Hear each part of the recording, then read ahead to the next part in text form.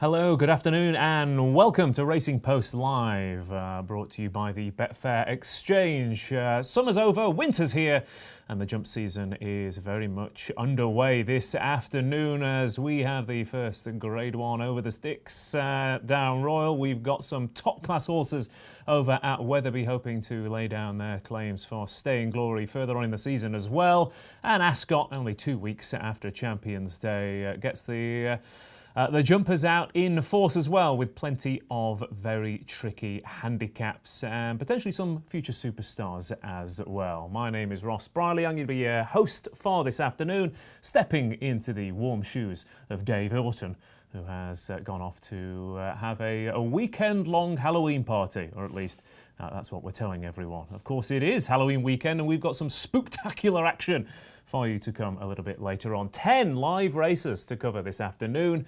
And as I said, this is live and interactive. It's going out on Facebook and on YouTube, so you can get involved. In fact, please do get involved. Otherwise, it'll just be us in the studio chattering to ourselves. And subscribe to the stream on YouTube and get those comments in. The chat box is up and running on my computer, and we'll hopefully have some interaction. If we can fit it in, of course, because it is jumps season. We've got all those races to go in 3 hours. It's going to be a commentary service more than anything else, but hopefully it will also be one with a few winners to boot. Don't forget, please gamble responsibly. It is going to be a long afternoon and it is the start of a long season as well. Maybe treading in with trepidation before that jumps form starts to bed in. But we've got a fantastic team, luckily, who are hopefully going to go through and pick out some nice price winners and end up with some profit at the end of the day. We were supposed to be 4 of them, but again, it is Halloween weekend, and unfortunately, Paul Keeley has had to go back to his castle in Transylvania. So luckily, we do have 2 absolute experts in the studio, though, and it must be a full moon because Graeme Rodway is next to me today, and you've been howling at the form book all night, Graeme. Yeah, it's great to be back, Ross, as always, and great to be back not with Dave Alton alongside me.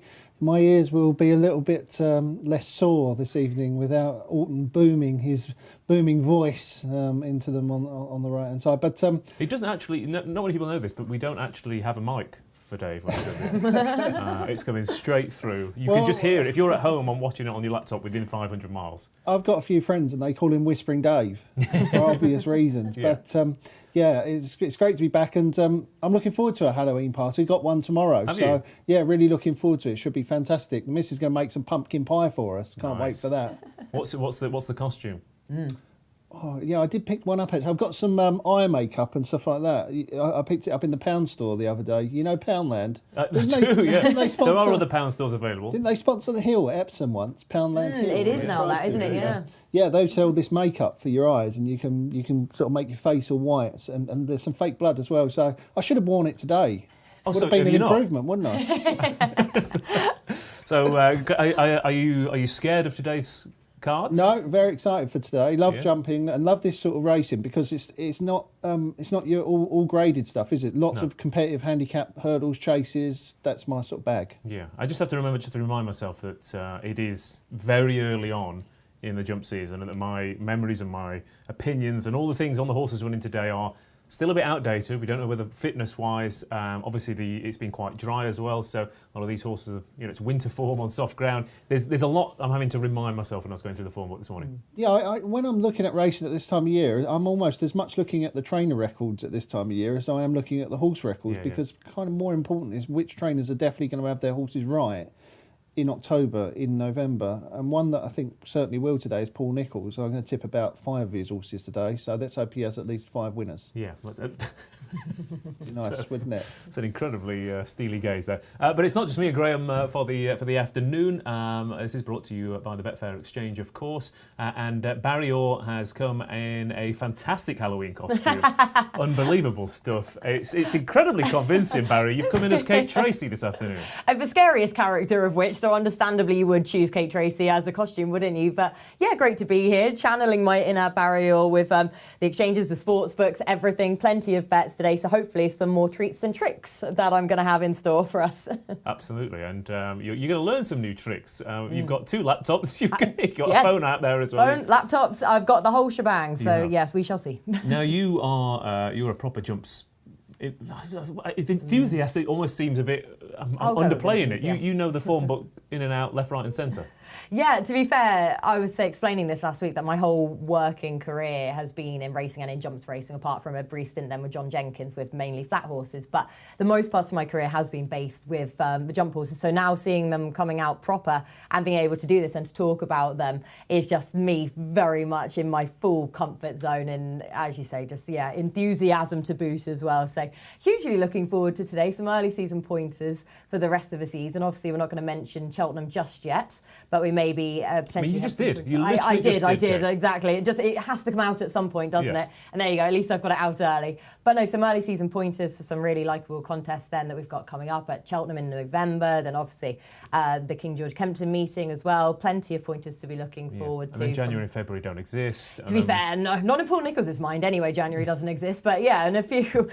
There, like you say, there's some really likeable contests coming up, which plenty of the horses we're going to be seeing today will be contesting, you'd imagine. Yeah, absolutely. But let's definitely focus on just what's happening today and try and find some winners on the cards. Like I said, this is live and interactive, so please do get in touch. The YouTube chat box is up here, and we've also got a few select picks on the social corner. I think Ross is contractually obliged to wear that shirt, says Hugh Massive.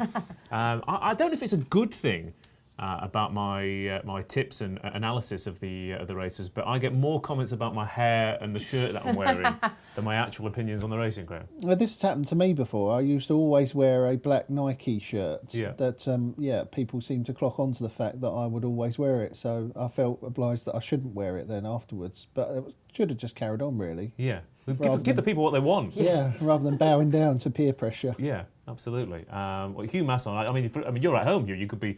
I don't know what you're wearing. You could be wearing nothing for all I know. That would be very scary indeed. But it's autumnal. These are my autumnal colours. Well, I was watching it. I was watching a show yesterday, and it was like an NFL show, and they were all dressed up in Halloween outfits, and we've definitely missed a trick here, Ross. I'm going to be honest with you. I did buy several tiny pumpkins from Aldi to decorate the studio, and then I slept so terribly last night that I rushed out of the house, and on the train went, the pumpkins. The pumpkin. Hopefully you said that out loud as well, and you got a strange look on the train. I did. I'm sure they sell those in Poundland as well. They do. Yeah. Two shout outs. There you go. We could get the producers maybe to run down and grab some pumpkins, but we've got loads of racing, loads of stuff to go today. Of course, you are betting for the charity bets, Kate. You are placing the money down on the exchanges, and we are fundraising for a GoFundMe for Carl Kingscote, who is the younger brother of jockey Richard Kingscote, and he had a tragic accident, falling off his bike the other day, and we are fundraising to raise money for him. If you search for that on Twitter, you can find that fundraising account and contribute to that. So any profits will go to that, Kate, which I think is a fantastic thing to put money towards, I think. Massively so, and this is so often the case with the racing game, isn't it, in the racing industry, that as soon as something happens to one of our own, we all pull together straight away. So Barry Orr did just send over the message and just said that basically this is going to be our charity for today for the GoFundMe page then for Carl Kingscote. So we're wishing him obviously all the best and his entire family as well. But we're going to start then with a lucky 15 for today. So I've got 4 horses to look at. So we're going to go over to the sports book, starting with the 115 at Weatherby. And the first selection I'm going to be siding with here is going to be Miranda, who currently heads the market. Now, she has a quality record when it comes to mares only races, so I'm not too dismissive of her on this reappearance start by any means. And it is a wide open race. Admittedly, the likes of Marie's Rockin here could well shake up this contest if she gets onto the front end and actually settles there. But Miranda, for me, in mares only company, she has an unbeaten record over hurdles, so she's going to be the first bet. We're then going to move on to Ascot, the second race there in the 210. And the horse I'm going to be siding with here for our lucky 15 is Megan. Now, she was a really unlucky faller at the third last hurdle at Chepstow on her latest start, where it was just she was absolutely tanking her way into the race at that point. So, and she just took a very novice fall at what is a notoriously tricky hurdle. So she's going to be the second horse in because she's able to run off the same mark of 120 as well in this contest. So hopefully she can take the step up in grade to take on some proper graded performers there. But she's still a nice price to side with, even though she's been backed. We're going to head back to Wetherby for the third horse. This is the 305. And I'm going to take on Surname in this race because you're a braver person, even though he's been on the drift, as you can see there, you'd be a braver person than me to be backing a horse who's pulled up on his latest 2 starts, even if the wind operation has had the effect. So I'm going to be siding with Sham Blue then for a race in the hope he can put Surname under pressure and really get him out of his comfort zone, as we saw with Surname at Ascot on his latest start. And our final race, going to head back to Ascot, and we're going to go for the 320. And again, Vindication has very evident chances at the head of the market, going back right-handed here. However, a horse who I think has a huge chance at a huge price as well, of Mr. Malarkey, back over this course and distance. His run last time out looked very much a reappearance run off of top weight in the Native River Chase. So hopefully with Harry Kimber taking the ride this time, taking the £7 off of his back, should see him very well weighted at a course and distance we know he loves.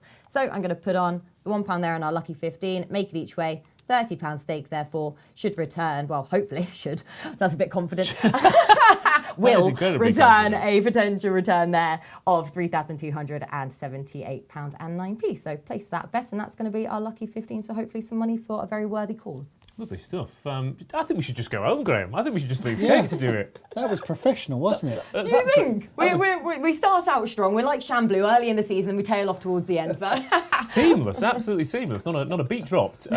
So that's the line. I'm never going to ever get a look in at doing that again, am I? No, you may by the end of the day. Forget it. Even Betfair Barry can go. Yeah, we don't even need Betfair Barry. No, that's done. That's done. It's done. It's done. That job done. Let us New know. hashtag, get rid of Betfair Barry. Hashtag get rid of Betfair Barry. Hashtag keep Kate Tracey. That has a ring to it, doesn't it?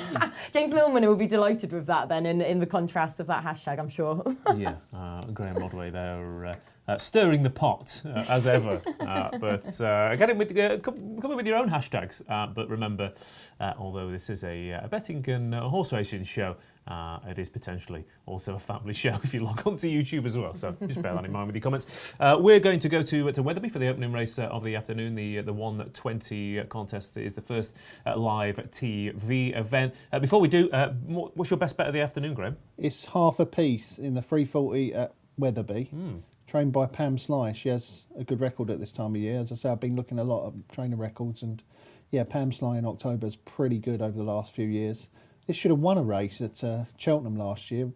Had the race in the bag, I think, then fell at the last. It's quite a heavy fall, but yeah, it's well handicapped on 2 or 3 pieces of form on that. And the rider, Jack Andrews, claiming £5. Very good. Lovely stuff. There you go. We'll win. Well, it's always a bit. It's a good thing that you've got a strong fancy in the last, but it can feel like a long afternoon gone if the other ones go down. Well, at least I can bugger off straight after if it loses. I don't have to take too much stick off you. That is true. That is true. Yeah, as soon as they cross the line, Graeme will be off and out. Mic drop for that at the 140 at Wetherby. So let's go to Wetherby for their opening contest on Charlie Hall Chase Day. It is a handicap chase here over 2 miles, 3.5 furlongs, and heading the betting on the exchange is Jericho Rock for David Pipe and David Noonan. Just talk us through the prices in front of you there, Kate, because we've got a couple of moves in a wide open market here. This is typically tricky. It's a middle distance chase series qualifier. It's sort of a middle distance. It's a mid-level handicap as well. There's quite a few horses either coming back off breaks or going over fences for the first time. It's not an easy start, so I'm expecting the market to be a little bit lukewarm. Yeah, it's certainly so, and it definitely is about Jericho Rock from his opening price there. And as you can see, as we look at the sports book here, that he is now the 16-5 market leader all the same. Revels Hill is in second at 11-2. Corrins Cross also at 11-2. It then is a step up to Tedham at 8-1. Sizing at midnight, 17-2. Palexandra, 17-2 as well. Road Warrior at 10-1. Temple Hills, 12-1. Tanapino, 14s. Valence de Mont, 22. And Greyville, 30-1. As the outsider, Brellandar and Caboy are the non-runners in this race. But as you say, considering this is a wide open 0-125 handicap chase over 2 mile 3, with plenty of these making their chase debut, you can understand why the market is lukewarm about Jericho Rock at the head of the market, especially with David Pipe not entirely firing just just yet. No. What's the first charity bet of the afternoon, Kate? Let's get it on. So the first charity bets, I'm going to go to the sportsbook here because we have got extra places to aim at. This is our first offer of the day there for Betfair. And I'm going to side with Coron Cross in this race for Harry Bannister and Richard Bandy. Harry Bannister, who has been in very good form himself. So what I'm going to do here, because we're still getting an each way price about him, I'm just going to play this with the extra places, £25 each way. In this contest, and play this with a straight bet because, as I say, it's wide open, so I want to have a little bit more leeway about a race of this nature. So that is our opening bet. What do we know about Richard Bandy? He's very good at the sport, bandy, I've heard. It's a very obscure sport. Where you do well if you just backed him on the... he's got a very high level stake profit over fences, 8 from 34, 24% strike rate, £157.50. If you just backed them all. Yeah, no, I noticed the other day that he had a runner and it won quite well. And I was like, when you're sort of not seen a trainer before and you go, oh, yeah, that looks good. Richard Bandy, yeah. And then I see him with this one here, Coron Cross, second time for him. So is he a trainer on the up? It would appear so, given the horses he's getting. The one that kind of skewed that profit and loss was a horse called a Claire Mag, who won back in March on its first start for the trainer, joined from France and won 80-1 at a huge price in a heavy ground handicap chase. But Coron Cross, yeah, interesting. Obviously, that they got this horse off Denise Foster, didn't they, Kate? And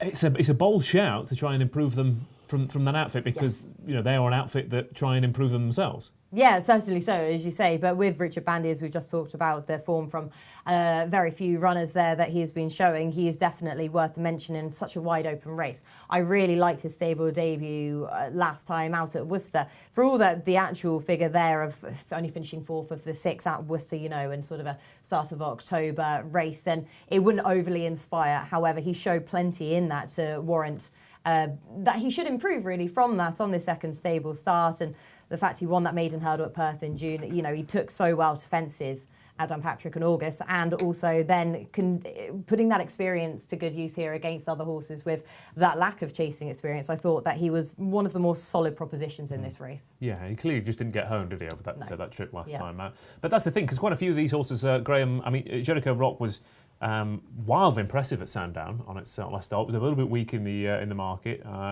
It wasn't particularly bad ground, which is a surprise at Sandown.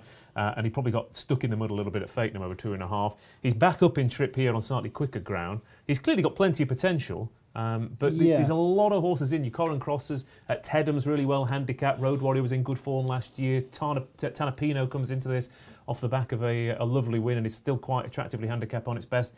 But the favourite's still taking a fair old chunk. Yeah, he is obviously right at the head of the weights. He's got 11 stone 12 and he's lightly raced. And I always think that when you get these lightly raced horses right towards the head of the weights over fences, they're unexposed. He just might be better than these, mightn't he? He might be better than these and he might be contesting better races in time. But on Racing Post Range, on Racing Post Range, he's not that well handicapped. Yeah, He's got 124 for his last run. He's racing off 124. So we don't think he's got anything in hand of his mark at the moment. But that might be because he's unexposed and he's not been able to show what he's capable of. So we'll see. I don't like this race. I was going to back Brellandar because I thought that he was a bit of a back class angle, wasn't he? A couple of years ago, he got beaten virtually nothing by Happy Diva in the Paddy Power Gold Cup, as it was then. So I think it still is, isn't it? So yeah, I thought that form was the best form on offer. But obviously he's not running, is he, old Brellandar? So I can't back him. Nor is Cowboy. So there's the one thing too though is Richard Bandy rode as an amateur jockey for 10 seasons, then decided to hang up his boots and concentrate on the training of racehorses. He was a very successful point-to-point trainer for many years, with notable successes, including a 4-timer at Lark Hill. So he knows a nice chaser when he sees one. Yeah, and what did you say about his chase record? It's good, isn't it? It's excellent. It is 8 from 34, 24% strike rate. Yeah, 17. He's run 17 individual chases and he's won with 7, which is pretty good strike rate for a small yard. Yeah, that explains it. And this horse has only had 2 runs over fences, of course. Coron Cross, and only one of those was in Britain, wasn't it? It was the other one at Downpatrick. So for a former trainer. So it's really interesting. Yeah, that Downpatrick form isn't. it's not fantastic, is it, Kate, the Dan Patrick form? But he won it really impressively. And like I said, I thought he performed with a huge amount of credit. I would agree with you with Colin Cross for Richard Bandy and Harry Bannister. I think he, again, there's 4 places on offer. There's obviously 4 places on the exchange as well. I think he looks pretty much He was with rock Paul solid. Elliott. He was, the yeah. horse, so yeah. Obviously, Denise Foster win.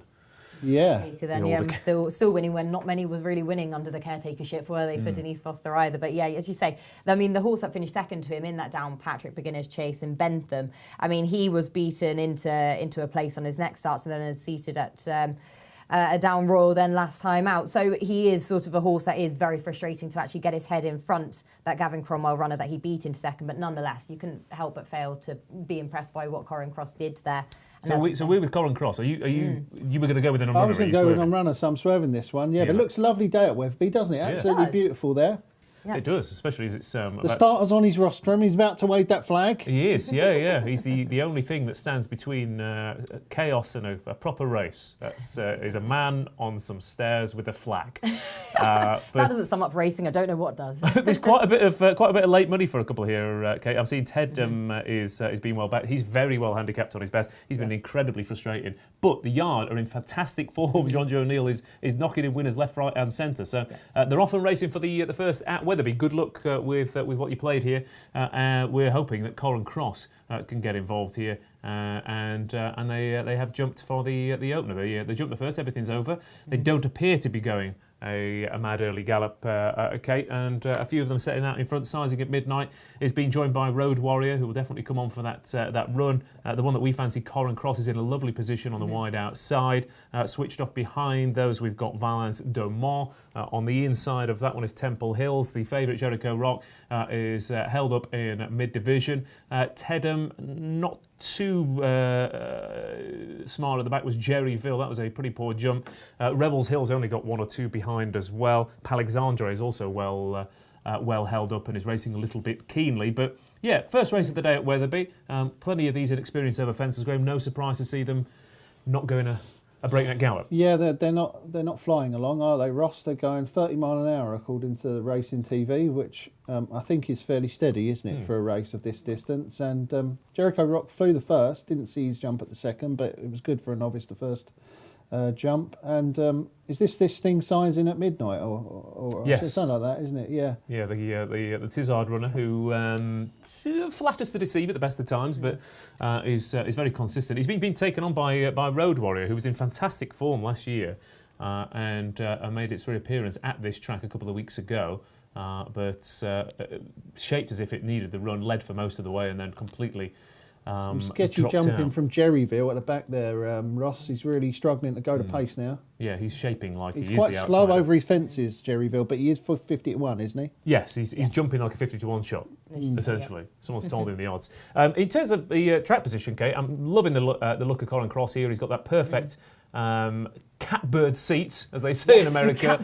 Slap bang in behind the front two in front. And if he kicks on like he did at Worcester last time out, I think the 4 places is looking good so far. He's in a nice position. What's the market saying? Yeah. Well, as you say, it's still steady away at this point. Not much has really changed in the market whatsoever. Still got Jericho Rock at 4.5, Corin Cross at 7.6, Revels Hill 6.2. Tedham did drift out after he just made a few mistakes there. He's belted a couple of fences, but he's back in and out 6.8 again there. So really not much is happening in the market whatsoever. Greyville has pretty much stayed steady as one of the rank outsiders then in this race. So his lack of fluency there and his jumping really hasn't played that much of an effect on the market there. But Sizing at Midnight shortened up a little bit. I mean, this is a horse who they've got the blinkers on. It's a horse who stays 3 miles at his best, and they're being very, very positive off a modest gallop here. So no surprise to see that one shorten. Although, like I said, he can flatter to deceive a little bit. They are starting to go through the gears a little bit here. Graeme, if you were playing, what would you be on? Well, we had a discussion before we came on that we like front runners in chases, and they haven't gone mad here, have they? And this thing Sizing at Midnight might be a bit of a funny horse, but he's getting quite an easy lead. He's jumping well in front. He absolutely flew that one. Corin Cross still going well, isn't he, for Kate? And you? Yeah, I think he's got a lovely position. I mean, absolutely spot on for just the way. Just off that inside rail as well, from on the second day at Weatherby at this meeting, when you have had the rainfall. I know the ground isn't that bad; it's still listed as good to soft, but you really still want to be away from that inside rail, though, especially on the Saturday at Weatherby. Yeah, it gets much worse as the season goes on, doesn't it? By the end of the season last year, that inside rail was a nightmare at Weatherby. But Jericho Rock, the favourite, starting to come into it now. Corin Cross putting it up to sizing at midnight. On the outside, Tanapino made a bit of an effort, but that seems to have petered out a little bit, although he is coming back once more for another crack. Valence Dumont is not too far away. Stalking them is Revels Hill, who's catching the eye coming into it. Palexandre as well, but they do have a bit of ground. And remarkably, Jerryville is also making up ground. Can't jump a fence, but apparently has an engine. But in front, we still have sizing at midnight. Corin's Cross, Valence Dumont in behind those. The favourite is now under pressure. Jericho Rock did find plenty over 2 miles last season, and Revels Hill is coming into it as well. But Corin's Cross, Revels Hill. Here comes Jerryville coming down the outside. This would be a massive shock if this one got involved. The favourite looks like he is struggling.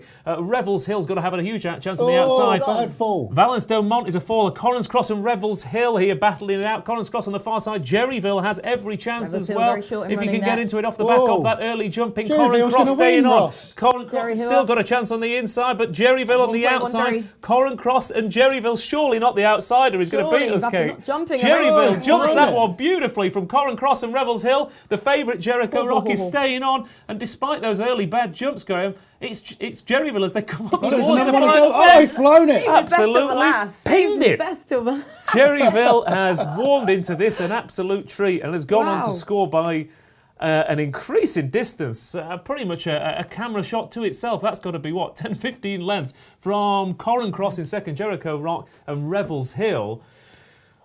Kate, I'm sat here, my chair is slowly descending. Where are you going? I don't know, but that's it's pretty much matching how deflated I'm feeling to have run into a 40-1 winner as we back the second. Carrying the weight of commentary there is taking its toll as well as a surprise. I'm going back up. Goodness me, hit a high of 940 there, this horse. So yeah, it was Jerryville, not Grayville. Jerryville on his stable debut there for Mickey Hammond after having 21 races then in France prior to wins of that. But the market was so lukewarm about him before the off, wasn't it? But cracking ride there by Alan Corley, who's obviously getting more opportunities with John Joy O'Neill, currently on the sidelines with John Joy O'Neill Senior and such like. But with this team up with Mickey Hammond, we know what effect these two are seen to. And here, considering how many fences he was belting early on, to still get him to coax into the race, but staying wide throughout the contest despite those mistakes, not rushing him up to really join the main body of a pack. Really interesting. I was waiting to see the first race at Weatherby to see how it was going to fare with track position as such, and by the looks of it, wider the better from that showing. Yeah, it would appear so. Jerryville, a huge price winner there. Is that a Betfair SP of 52.1? For Jerryville. I mean, Richard Bandy's showing the second there. He's the one that we've gone for, Graeme. He must be absolutely livid to have been beaten by his own game. A French import, first time out at a huge price, which is exactly what we said he did at Market Raising earlier in the season. And, I mean, the jockey on Corin Cross must have thought, I've timed this to perfection. Everything's going to plan. Bang, here comes the outside. Yeah, well, if we hadn't said how poorly he jumped in the first couple of fences, you'd have said, did he just jump in at the top of the straight? Yeah. Because he just suddenly took off as though he hadn't run the first part of the race. It was like, well, when he was jumping incredible. Poorly, there was a pound traded at, there was pennies traded at 940, 890, 860, but a couple of quid at 820, a couple at 770. So clearly people thinking, well, he didn't look good value at that, did he? He looked like he'd never seen a fence before. Obviously, he'd been jumping French fences, hasn't he? And they're slightly different to British ones. And it just took him a little bit of time, maybe, to get used to jumping the British ones, because he absolutely flew the last two fences. It was quite a strange win, but he did it well. He did. Somehow. Revels Hill, the third, hit a low of 1.24, which seems a bit extreme. He did travel well, didn't he? Yeah, just before it was swing out of a back straight, wasn't it? He was really tanking into it. That's when he really shortened up at that stage of the race. So, in running punters, though, over jumps, absolutely love a strong traveller. Yes. And the amount of times the one who's been off the bridle for 5 furlongs out-battles them. But Jerryville wins the opener. I hope at least one of you out there had at least one of those pounds at huge prices. But a tiny profit on that each way bet, Kate. Yes, as you say, tiny profit on the each way bet, but in a tricky opener, to be honest, I would have taken that probably before that race anyway with our each way bet there at the start. To say it wasn't the biggest each way punt by any means, but Corrin Cross, he's still done us pretty proud there and was a solid proposition, and that's the way it's shaped with getting a small return there on the each way money. Okay, there we go. A small return on the each ways then over at Wetherby for the opener. Get your selections in for the rest of the day. Got a few naps in. Master Tommy Tucker for Stephen McGowan. Jerry's back for Jeff and Bin Laurie. Just again, can't read all of the comment out there, Bin Laurie, but he thinks Vindication is going to win easily. Paul Bakewell says surname is Napa the day, and Mally Draycott is ignoring the races we're covering completely and going for Aurora Thunder at Musselburgh. So sure, why not? Do your own thing. As we move over to Ascot for the 135, that's our next contest there. First visit to Ascot over the sticks for the season, and the first race of the day is a novices limited handicap chase over 2 miles and 3 furlongs here. And it is tight on the exchange for the betting here. Sam Barton, Nassalam and Kid Commando all vying for favouritism, and it's not too much out to Solo, What's Up With You and Sizable Sam, and even Lord Baddesley has got chances as well and isn't completely ruled out here, Kate. Wide open race. Yeah, wide open race here, and as you say, the exchange is completely reflecting that with Nassalam at 4.7, Sam Barton at 5. Kid Commando at 5.6, Solo at 9.4, What's Up With You 7.8, 8.2 Sizable Sam and Lord Baddesley, who, as you say, at 13, who you can also give a cracking chance to there for Chris Gordon and Tom Cannon, who, again, this time of year can be seen to very good effect. But the way that I'm going to play this race, considering we only have the 7 runners in here, I'm just going to play this with a straight bat on the exchanges, and I'm just going to go with Sam Barton because, I mean, what a wonderful winner this would be, obviously, for the late Trevor Hemmings as well, for Sam Barton to get his head in front. And he's had some cracking winners, Trevor Hemmings, this week anyway. So hopefully Sam Barton can continue that in this race. Obviously, some really intriguing runners in here, but he remains lightly raced. And I just think him over fences, they've not wasted too much time sending him over fences, but with his pedigree, the way that he jumps, and I think that there should be far more to come from this horse. So what I'm going to do is I'm just going to back him. Those odds, as you find, with just £50, backing him there on the exchanges. So Sam Barton, I think, is the way to play this race. But Nassalam, you have to say, is fascinating there, 4-year-old going over fences. We're seeing that time and time again there this season, aren't we, making the most of those allowances. And if you just rule out his run in the Fred Winter, where he really was just far too close to the pace in that. I mean, in the Fred Winter, it's notorious. You don't want to be too close to the pace. But prior to that, I mean, I thought he was an ex-Goshen at the start of last season. And I mean, that didn't quite play out in the way expected, but he was beaten by some really good juveniles last season. So he does look fascinating now that he's going over fences and is being well backed to expect a big showing as well. Yeah, it is a fascinating race though. Sam Barton, of course, carrying the colours of the late Trevor Hemmings, and the last 2 horses to carry these colours have won, including a really impressive winner at Wetherby yesterday. He ran in a good race at Sandown at the back end of last season.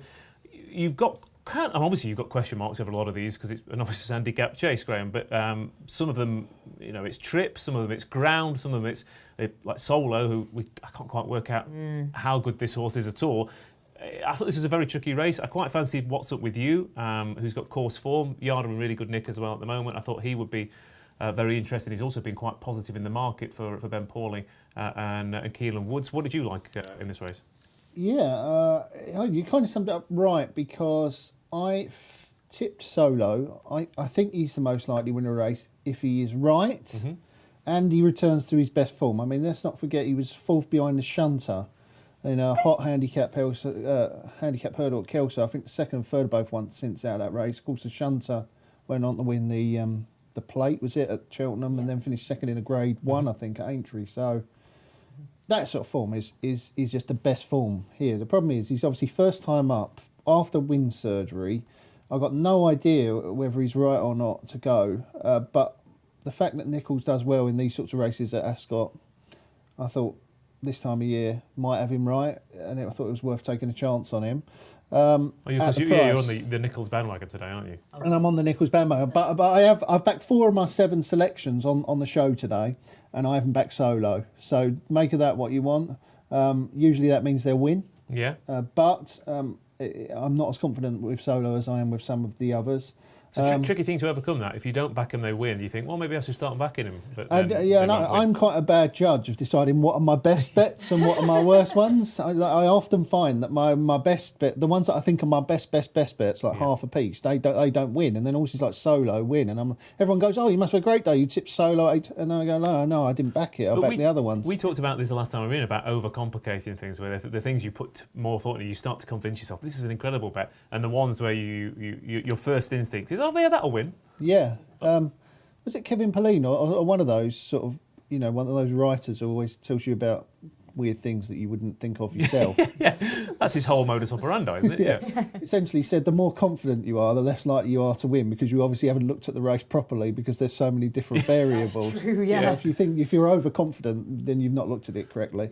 Plus, there's a bit of a reinforcement bias, isn't it? When you really fancy a horse, you go back and go, this is going to win, isn't it? And then the second time you look, you convince yourself a little bit more, and the third time you go, this is going to win. And after 10 times, you're starting to think that this horse has got 2 stone in hand and everyone's missed it. Yeah, exactly. As you say, that everyone else has then somehow missed exactly what your point was. But it is so true. Like say, the more confidence, and very often the more you know about a horse, can so often pay to your detriment. I mean, it's just why they say people in the industry, the participants as such are sometimes the worst tipsters, because you think this horse has absolutely everything in his favour, and you think they can't get beaten, and Hugh being absolutely stuffed then. But it is. It's so often the way. Like say, your nap. My nap's let me down more so than anything. Like say, I'm just lukewarm at, and I think, sure, there's a bit of value in that price there. And they go and win, and then the naps table is absolutely disastrous then.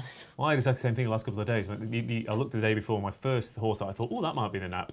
They both won, and I didn't put either of them in. I overcomplicated it, which is always happens. It's worth mentioning that apparently Sam Barton is Britain's vainest man. He describes himself as Britain's vainest man. So I wonder if this is a really good-looking horse. Yeah. And that's why they've called him Sam Barton. Yeah, well, we'll soon find out. They are off at Ascot, but I don't have pictures, guys. So they are off and racing for the Novice Handicap chase here. Hey, here we go. And they are underway. Kid Commando then is leading them. He was, of course, a winner on this card last year over fences. Will he get home over the trip? That's the question for him. He's racing a bit keenly, so that is a question. Lord Baddesley is a little bit detached from the rest and is caked in sweat as well. That was not a good jump from Nassalam. He's 4 years old and he's already being schooled by his elders there. Sam Barton is in the slipstream of Kid Commando. Behind Sam Barton, we have. I'm trying to work out the silks there. Sizable, I think it's Sizable Sam, but the sun just in the eyes there. Then we've got Solo on the wide outside. What's Up With You? And Lord Baddesley held up last. Sizable Sam, of course, which you haven't mentioned.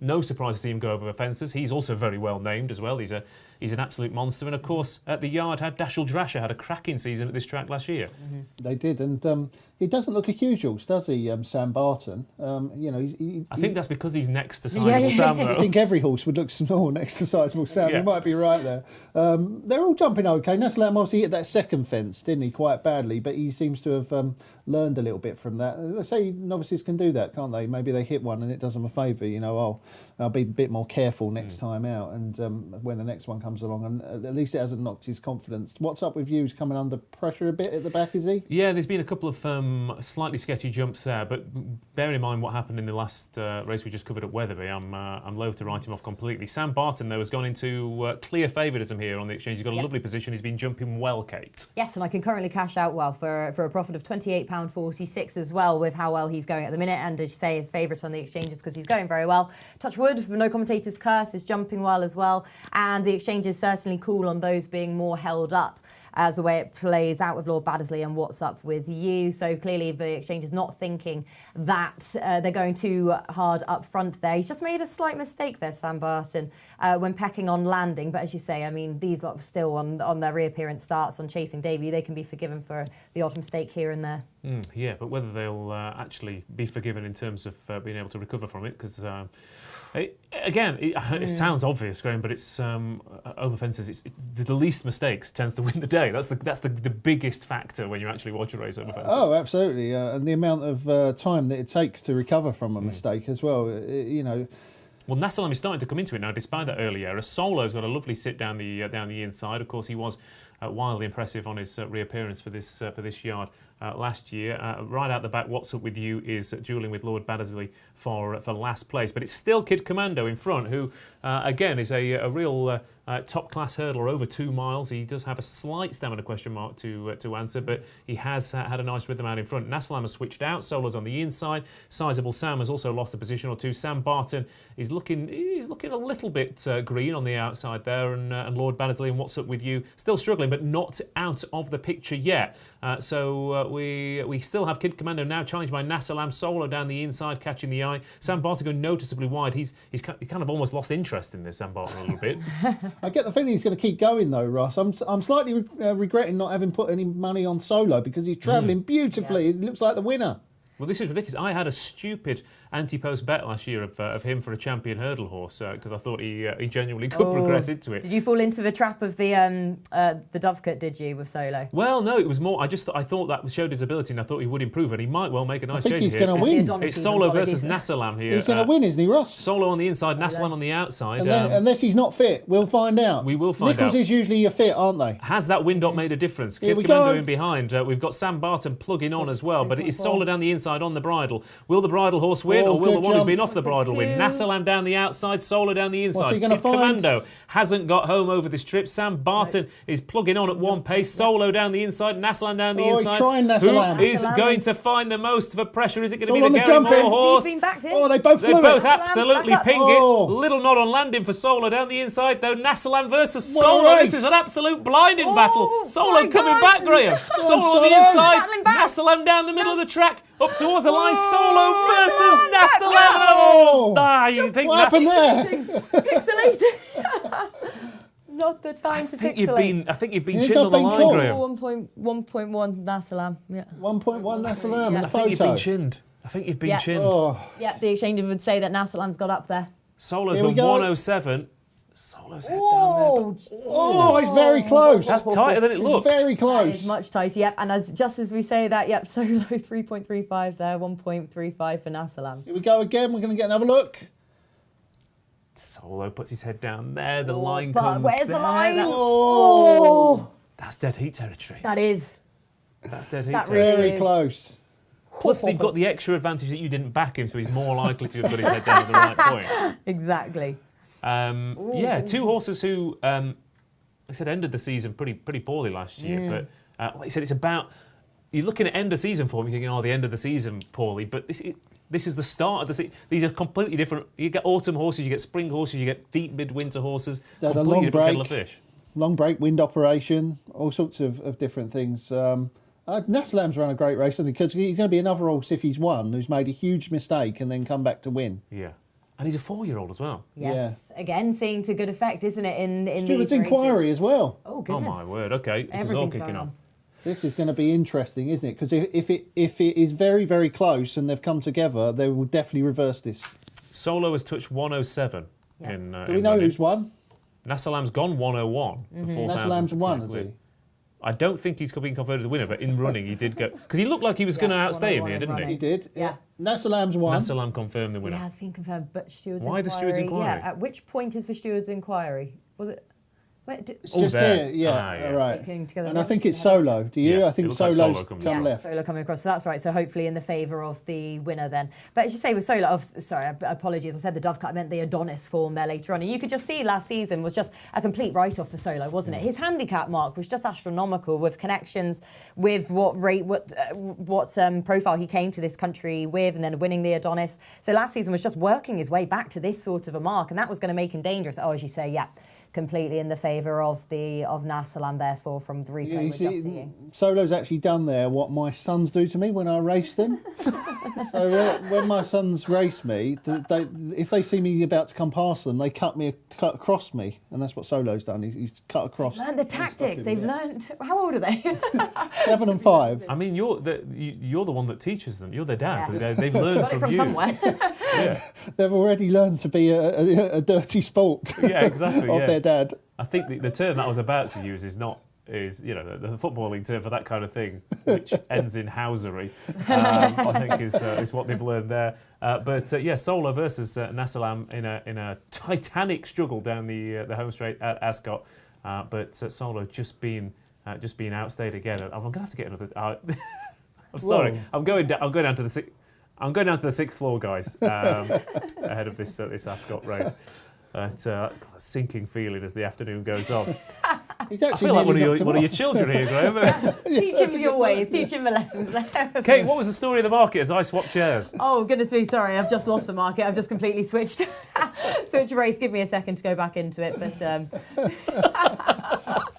But no, it was, fascinating. I think Dave Orton sabotaged this. Oh my goodness, but yeah, Nasalam hitting a high of 16, so he really didn't get that high, a low of 101 there.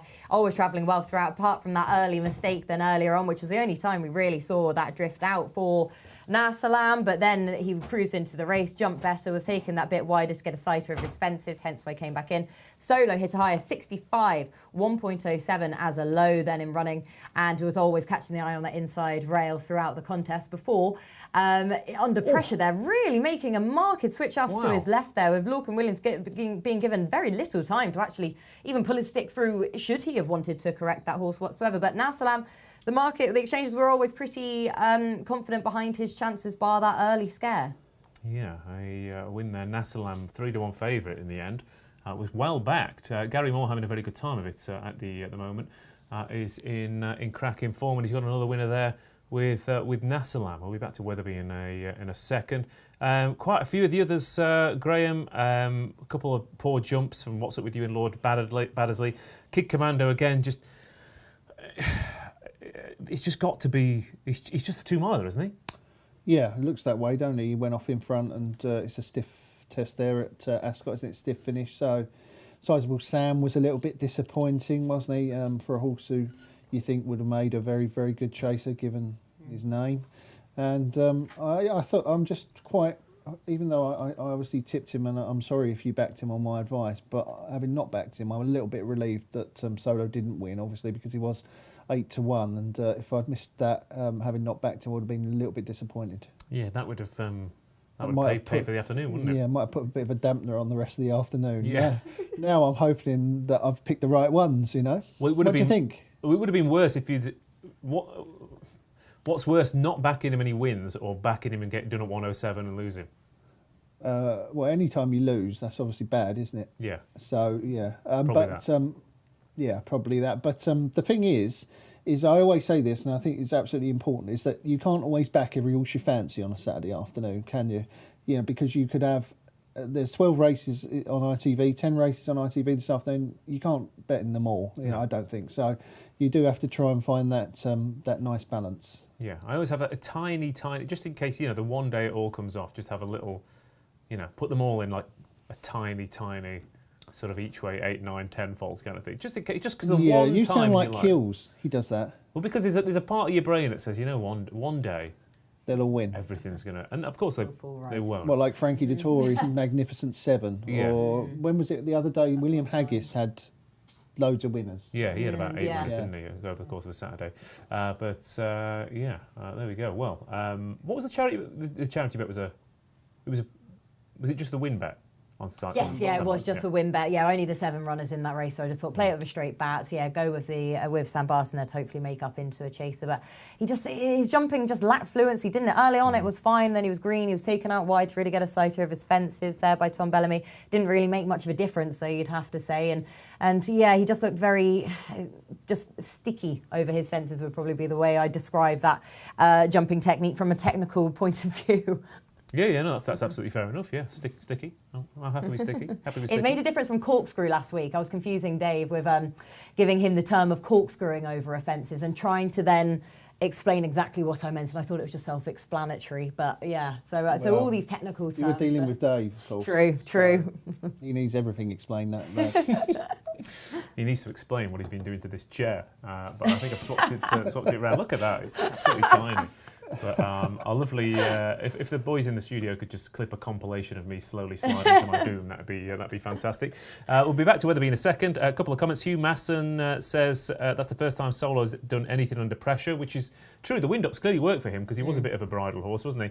And he said, think Ascot is a tricky place to start with a fence that I would forgive most of those horses. I think that's fair enough.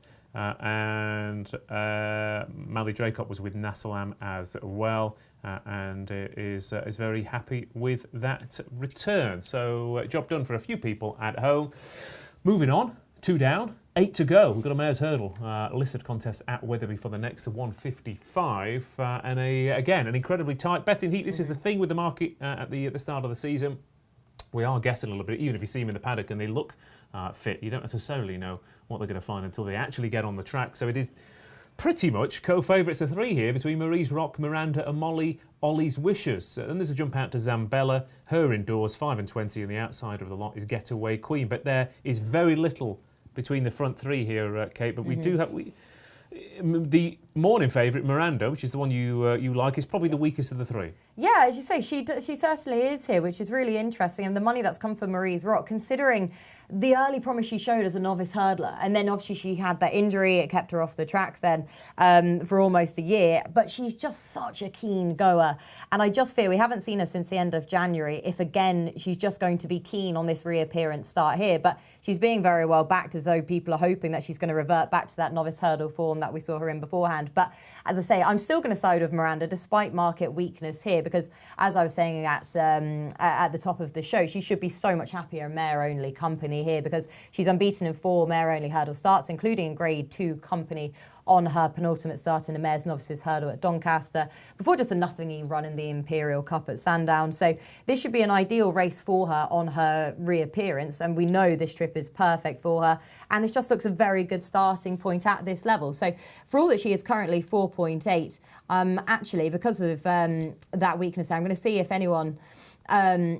I'm going to still side with her at £50 there just to win in this race, and I'm going to place that bet, just again playing this race with a straight bat, in the hope that someone will match me there, because she is very weak in the betting. So yeah, Miranda to win this back in Mare's company again and hold up that unbeaten record against her own sex. Okay, Miranda then, the pick, giving weight away to the field here, and that was, it was absolutely desperate ground, wasn't it, at Sandown when Langadan beat her. So she will be interesting back against her own sex in weaker company.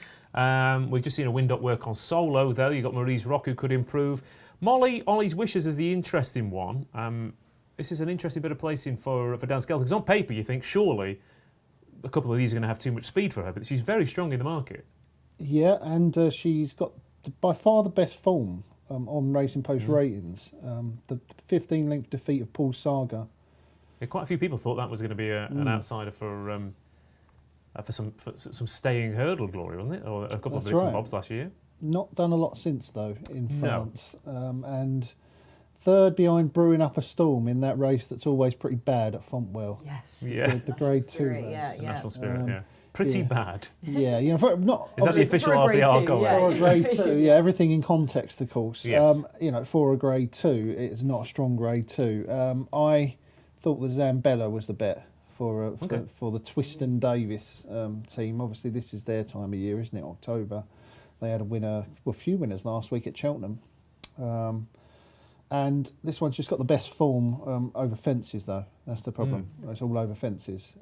But there's some good runs in there. There's like Annie Mack is a decent tall over fences, and Happy Diva was in behind that day in a mare's listed chase at Warwick. I think the 4th has won since, the 5th has won since, Marmella's won since. Then she fell in the mare's chase, which obviously that took a lot of stick, didn't it? The mare's chase when they brought that in, right, last year. But it's actually worked out to be a really good race this year. So on what we've seen so far. This year, obviously Cole Reevey won it. That won on to win at Punchestown, did it? Beat Monkfish, yeah. Beat Monkfish and Punchestown, Envoy Alone obviously disappointed. Again, like Zambella fell that day, but she was there with some really good mares, and it was a pretty brutal race as well. That, if I remember rightly, it was a relentless gallop from the outset, but you had some really nice. Also, I mean, Shattered Love was bringing some real quality into it. Salsaretta looked like she had a bit more to offer, and you had Ellie Mae and Cole Reevey with a titanic battle. So didn't stay last time, Zambella as well. So you think the drop back's a positive? Yeah, the drop back in trip definitely a positive. Definitely didn't stay last time. 3 miles. I backed her that day. Couldn't believe that she'd got beaten by Chili Filly because I thought she had the race won. So yeah, back down to this is a 2 mile race, isn't it? This, but plenty of form over 2 miles as well. I once heard Willie Mullins say, because see if I said this right, and if This would go out on Twitter. it'd go out on Twitter and everyone nightmare. would say what a load of nonsense he's talking, because that's what happens. But if Willie Mullins says it, it's fine. Yeah, right? yeah. But this is what Willie Mullins once said. Have you tried saying it in a soothing Irish lilt, perhaps? Willie Mullins once said, "I don't really believe that distance makes that much difference. I can run them over 2 miles, 3 miles. They're just so much better than a lot of the other horses.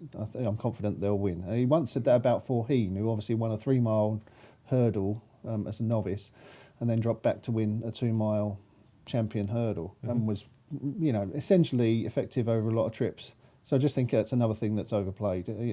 Class get you a long way. It's so true with but that's I've always said this for the Irish racing in comparison to the English. The British, apologies. We're far more likely to pigeon a hole at a trip rather than the Irish. I mean, what was the name of that horse that was meant to be anything? He cost about £400,000 after winning his point to point in the JP colours. He was going to be an absolute superstar, the beast of the horse, and everyone was saying Gordon Elliott trained. Yeah, Gordon Elliott trained, and he was When was either. this?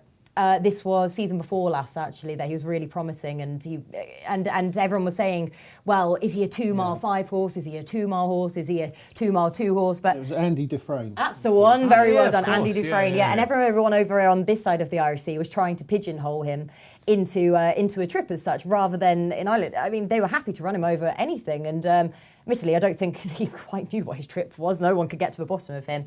But in Ireland, they are far more likely to try them over and, like say, let the class come to the fore. Yeah. And switch them between fences and hurdles Yes, a lot in yeah, Ireland as well, which yeah. we don't do so often over in Britain. Yeah. Although we're seeing a couple today, obviously Zambella here and Master Tommy Tucker later on. Yes. Mally Draycott's got in touch on Social Corner, which I'm contractually obliged to say it like that. Social Corner. Mally Draycott says, Molly's Ollie's wishes for me. Scouts had a couple of winners this week, and a few of them third time lucky, of course, last week came off the back of a break as well. So Miranda for you, Zambella for you? Zambella, yeah. Okay. I was edging towards Miranda, but I think this is a fairly open contest. I wouldn't entirely... I've backed this one as well, Ross. Have you? Yeah. All right. So what does that mean? It means it's worth backing. Or is it? Based on you talked to earlier, just a second ago, you told us that the ones you thought worth backing might be a bit complicated. So let's see how they go as they jump away over at Weatherby Father Mare's listed hurdle over 2 miles, and sending off into the lead. Looks like it's going to try and set a pace for Marie's Rock is 5:20, who is a little bit fresh on the speed from Zambella in second place. Her indoors is being tracked by Miranda Getaway Queen. Marie's Rock out the back, and Molly's Ollie's Wishes is widest of the lot, which, as Kate was saying, isn't the worst place to be at Weatherby. If that's not the worst place to be, then I think Graeme might be a little bit concerned about Zambella's positioning down the inside, who is giving the inside to no one. But the front runner 5:20 has gone off at a bit of a clip here, and in theory, because Marie's Rock is a late closer, Kate, so no surprise to see the same ownership try and set this up for the fancy one in the betting. But it's the Skelton horse who has shortened in the betting. I wonder if that's got anything to do with that exaggerated wide position. Yeah, as you say, wider position there. And for all the, she was, the two likely pace angles are the horses ridden 1 and 2. I did have a fear for Molly Ollie's Wishes that she was going to try and take on 5:20, who we really know only has one way of going, out in front as she's doing here. But Molly Ollie's Wishes, I can see why she's shortening, therefore, because she is just taking a lead, but she's still being able to basically dictate the race from those in behind. And she's now being taken up there to join 5:20 on the front end, being ridden wider, just trying to see how much Marie's Rock is really settling, because she is such a keen going horse. She got very sweaty beforehand, but she actually doesn't look like she's pulling that hard in the hands of Sean Bowen. No. Molly's Ollie's Wishes going up to challenge 5:20 now, and not necessarily takes it up, but certainly not giving that one too much rope. As you said about Marie's Rock, it was just a bit of a cock of the jaw there from her. The outsider Getaway Queen. We've already had the wild outsider win the opener at Weatherby. This one ran quite well in a good race last time out, but it is 100 to 1 on the exchanges. Miranda going exaggeratedly wide as well, but nothing, not too much of a worry. She's in a nice position other than that Kate. Graeme, if you were playing in money right now, what are you looking at? Yeah, well, it's hard to know whether these two in front are taking each other on or going too hard or not. We'll find out, won't we? I'm hoping that Daryl Jacobs been out there walking the course, taking this right inside route. When all the other jockeys seem to be going wide, Daryl Jacobs seems happy to go up the inside rail. So I'm hoping he's done his homework here. We'll find out soon, won't we? And the other one sticking towards the inside is Sean Bowen on Marie's Rock, who's going backwards now by the looks of it, would you say? Just being asked to keep up with the leaders, I think. But Molly's Ollie's Wishes going down the wide outside. Getaway Queen, a wild outsider, lots not completely out of this. So I don't know if that tells you what the... Well, he's kicking on Molly Ollie's Wishes. We've got a guaranteed stayer here, haven't we? She's dropping back in trip here. Yeah. This is a real bold move from Harry Skelton. She's gone long odds on here, Kate. Yes, she is. 1.34 there on the exchanges as Harry Skelton really tries to wind this up, you say, to make the most of that stamina that we know that Molly Ollie's Wishes possesses here, and taking her wider as well, which again has been the place to be. She's got a lovely jump there. Oh, he's fluid, the leader. Yeah, there's not much between them. Molly's Ollie's Wishes has now kicked on. I mean, if this is a 3-mile horse who is miles clear of the rest. Miranda running on for a place potentially behind has been ridden to pick up the rest. But Molly's Ollie's Wishes have been given a cracking ride here by Harry Skelton. Miranda in second place. Marie's Rock has come from last to third. Zambella, Daniel Jacob has not been walking the course by the look of her finishing effort. Miranda flicks through the top of that, but the winner is away and gone here. Molly Ollie's Wishes has been given an absolute peach of a ride here. And this horse dropping back in trip. You said it had the best form in the book, Graeme, and Harry Skelton has ridden her like he was pretty confident of that fact. Beats Miranda into second place. Marie's Rock back in third. That's two pretty wide margin easy winners at Weatherby. The first one was a little bit unexpected, but like you said, she had the best form in the book. She was clearly fit, and she was given a great ride. Yeah, the Skelton horses are starting to really hit their stride, aren't they, at the moment? So that'll be interesting as the day goes on. I think he had a winner there yesterday in the first race, Dan Skelton as well. So I thought a couple of weeks ago his horses just looked like they were in need of their first round. They looked a bit short, whereas now they're really coming to themselves. And I mean, that horse was entitled to win that race, I felt, as she did. I just wasn't sure she was going to do it. Probably guilty of the biggest crime in racing, which is what all punters do, and I'm guilty of it here, I think, which is basically overcomplicating this race. The best horse has just won it. Yeah. Well, that's the thing. You said Zambella, but the comment you said that she clearly has the best piece of form. Sometimes, you say something out loud and you go, There were only two horses in that race who could win on Racing Post ratings: Molly Ollie's Wishes and Zambella. But Zambella, all her form was over fences, and she shaped, I thought, as though that was a prep run for a return to fences because she travelled well and found nothing. Well, they've come home, Molly's Ollie's Wishes, the first and second are both rated 145. Miranda's giving Molly's Ollie's Wishes a couple of pounds. Yeah. Marie's Rock was back in third at 135. Zambella also 135 back in fourth. So they've come home in official ratings order pretty much. Yeah, and anyone who's not just taken the obvious like me has got it wrong. But we shouldn't have done, really. That's a classic example of, I think I said to you, Ross, last time we were in, I like horses that are just willfully overlooked in the market for one reason or another. And for some reason or another, Molly Ollie's Wishes, despite having all the best form in the race, was willfully overlooked because I think people started to go, oh, well, the trip's not right, maybe... The drop back in trip is a likely negative on a reappearance is what it says there. I mean, that's a likely negative, Kate. I mean... it's a lukewarm sort of way of saying, this might catch her out, but Harry Skelton gave her absolutely no chance to be caught out. I mean, she hit a higher 5.6 very early on in the race, and then ever since then she just absolutely plummeted when he really did kick her on to make the most of that stamina. And just looking forwards, I mean, we know how well she stays, and we know that she stays 3 miles as well, as she won over that at Kempton last year at the end of December. There's that listed mares hurdle again back at Kempton over 3 miles and half a furlong at the end of November. They might be tempted to go with, but with her experience, you wonder if the Skelton Yard might send her over fences as well. But we know how good they are with these types of mares, especially being a 7-year-old now, and she's so versatile in terms of trip. So she is fascinating then for this season, especially because they lost their mare hurdler flag bearer, didn't they, of Roxana, who's had to obviously go off and to be a broodmare now. So Molly's Ollie's Wishes could well take that place. Do you think that he can win the championship this year, Dan Skelton? What do we think? It's interesting really because they've focused less on the quantity, more on the quality, and you need it in both, don't you? But with you do, but it's always the ones where you think, like, for example, Andrew Balding this year on the flat, you kind of thought, oh, okay, you're really putting it up to it, but then it was the back end quality that really came to the fore. When you're like, and it is those grade one, those kind of, you think, oh, you know, we're a couple of $100,000 ahead, and then we go, yeah, well, we just won 3 championship races, and now you're comfortably behind, and you don't have anything to match up. And that's the thing that the Skelton team were missing last year, wasn't it? It was those genuine 2, 3, 4 grade 1 horses you could rely on. Does he have them this year? Possibly. My Drogo is possible. Yeah, my Drogo, yeah. Protectorat is possible. Yes. Chamblou is possible. Chamblou later on then. I mean, he's got some likeable time. I mean, LA Bell was a horse that I really wanted to watch out for this season because the mare's Novice hurdle division is just laid out for her. And at least on this side of the Irish Sea, I can't see anything beating her. She's the best by a long way, in my opinion, of the mare's Novice hurdlers in this country anyway. Nube Negra, of course. Nube Negra, yes. Champion Chase. Yeah. Well, yeah, he was unlucky not to win the Champion Chase, wasn't he, last year? Should have won the Champion Chase, Nube Negra. But this is this is the thing with the Skelton teams. This is what you say about the Skelton runners every year. You think there's 3 or 4 of them who could progress to the top level. But then they don't. They don't quite don't do it. quite But it's early days, isn't it, really? Yeah. He's up. The trainers he's up against have got years and years on him in terms of, and we were talking about, you know, experience, things. The amount of things you never stop. You never stop learning in this game, Kate. Never stop learning. It is true, though, as you say, you never stop learning. And as soon as you think you know everything, or you need to find something else because you will never stop learning.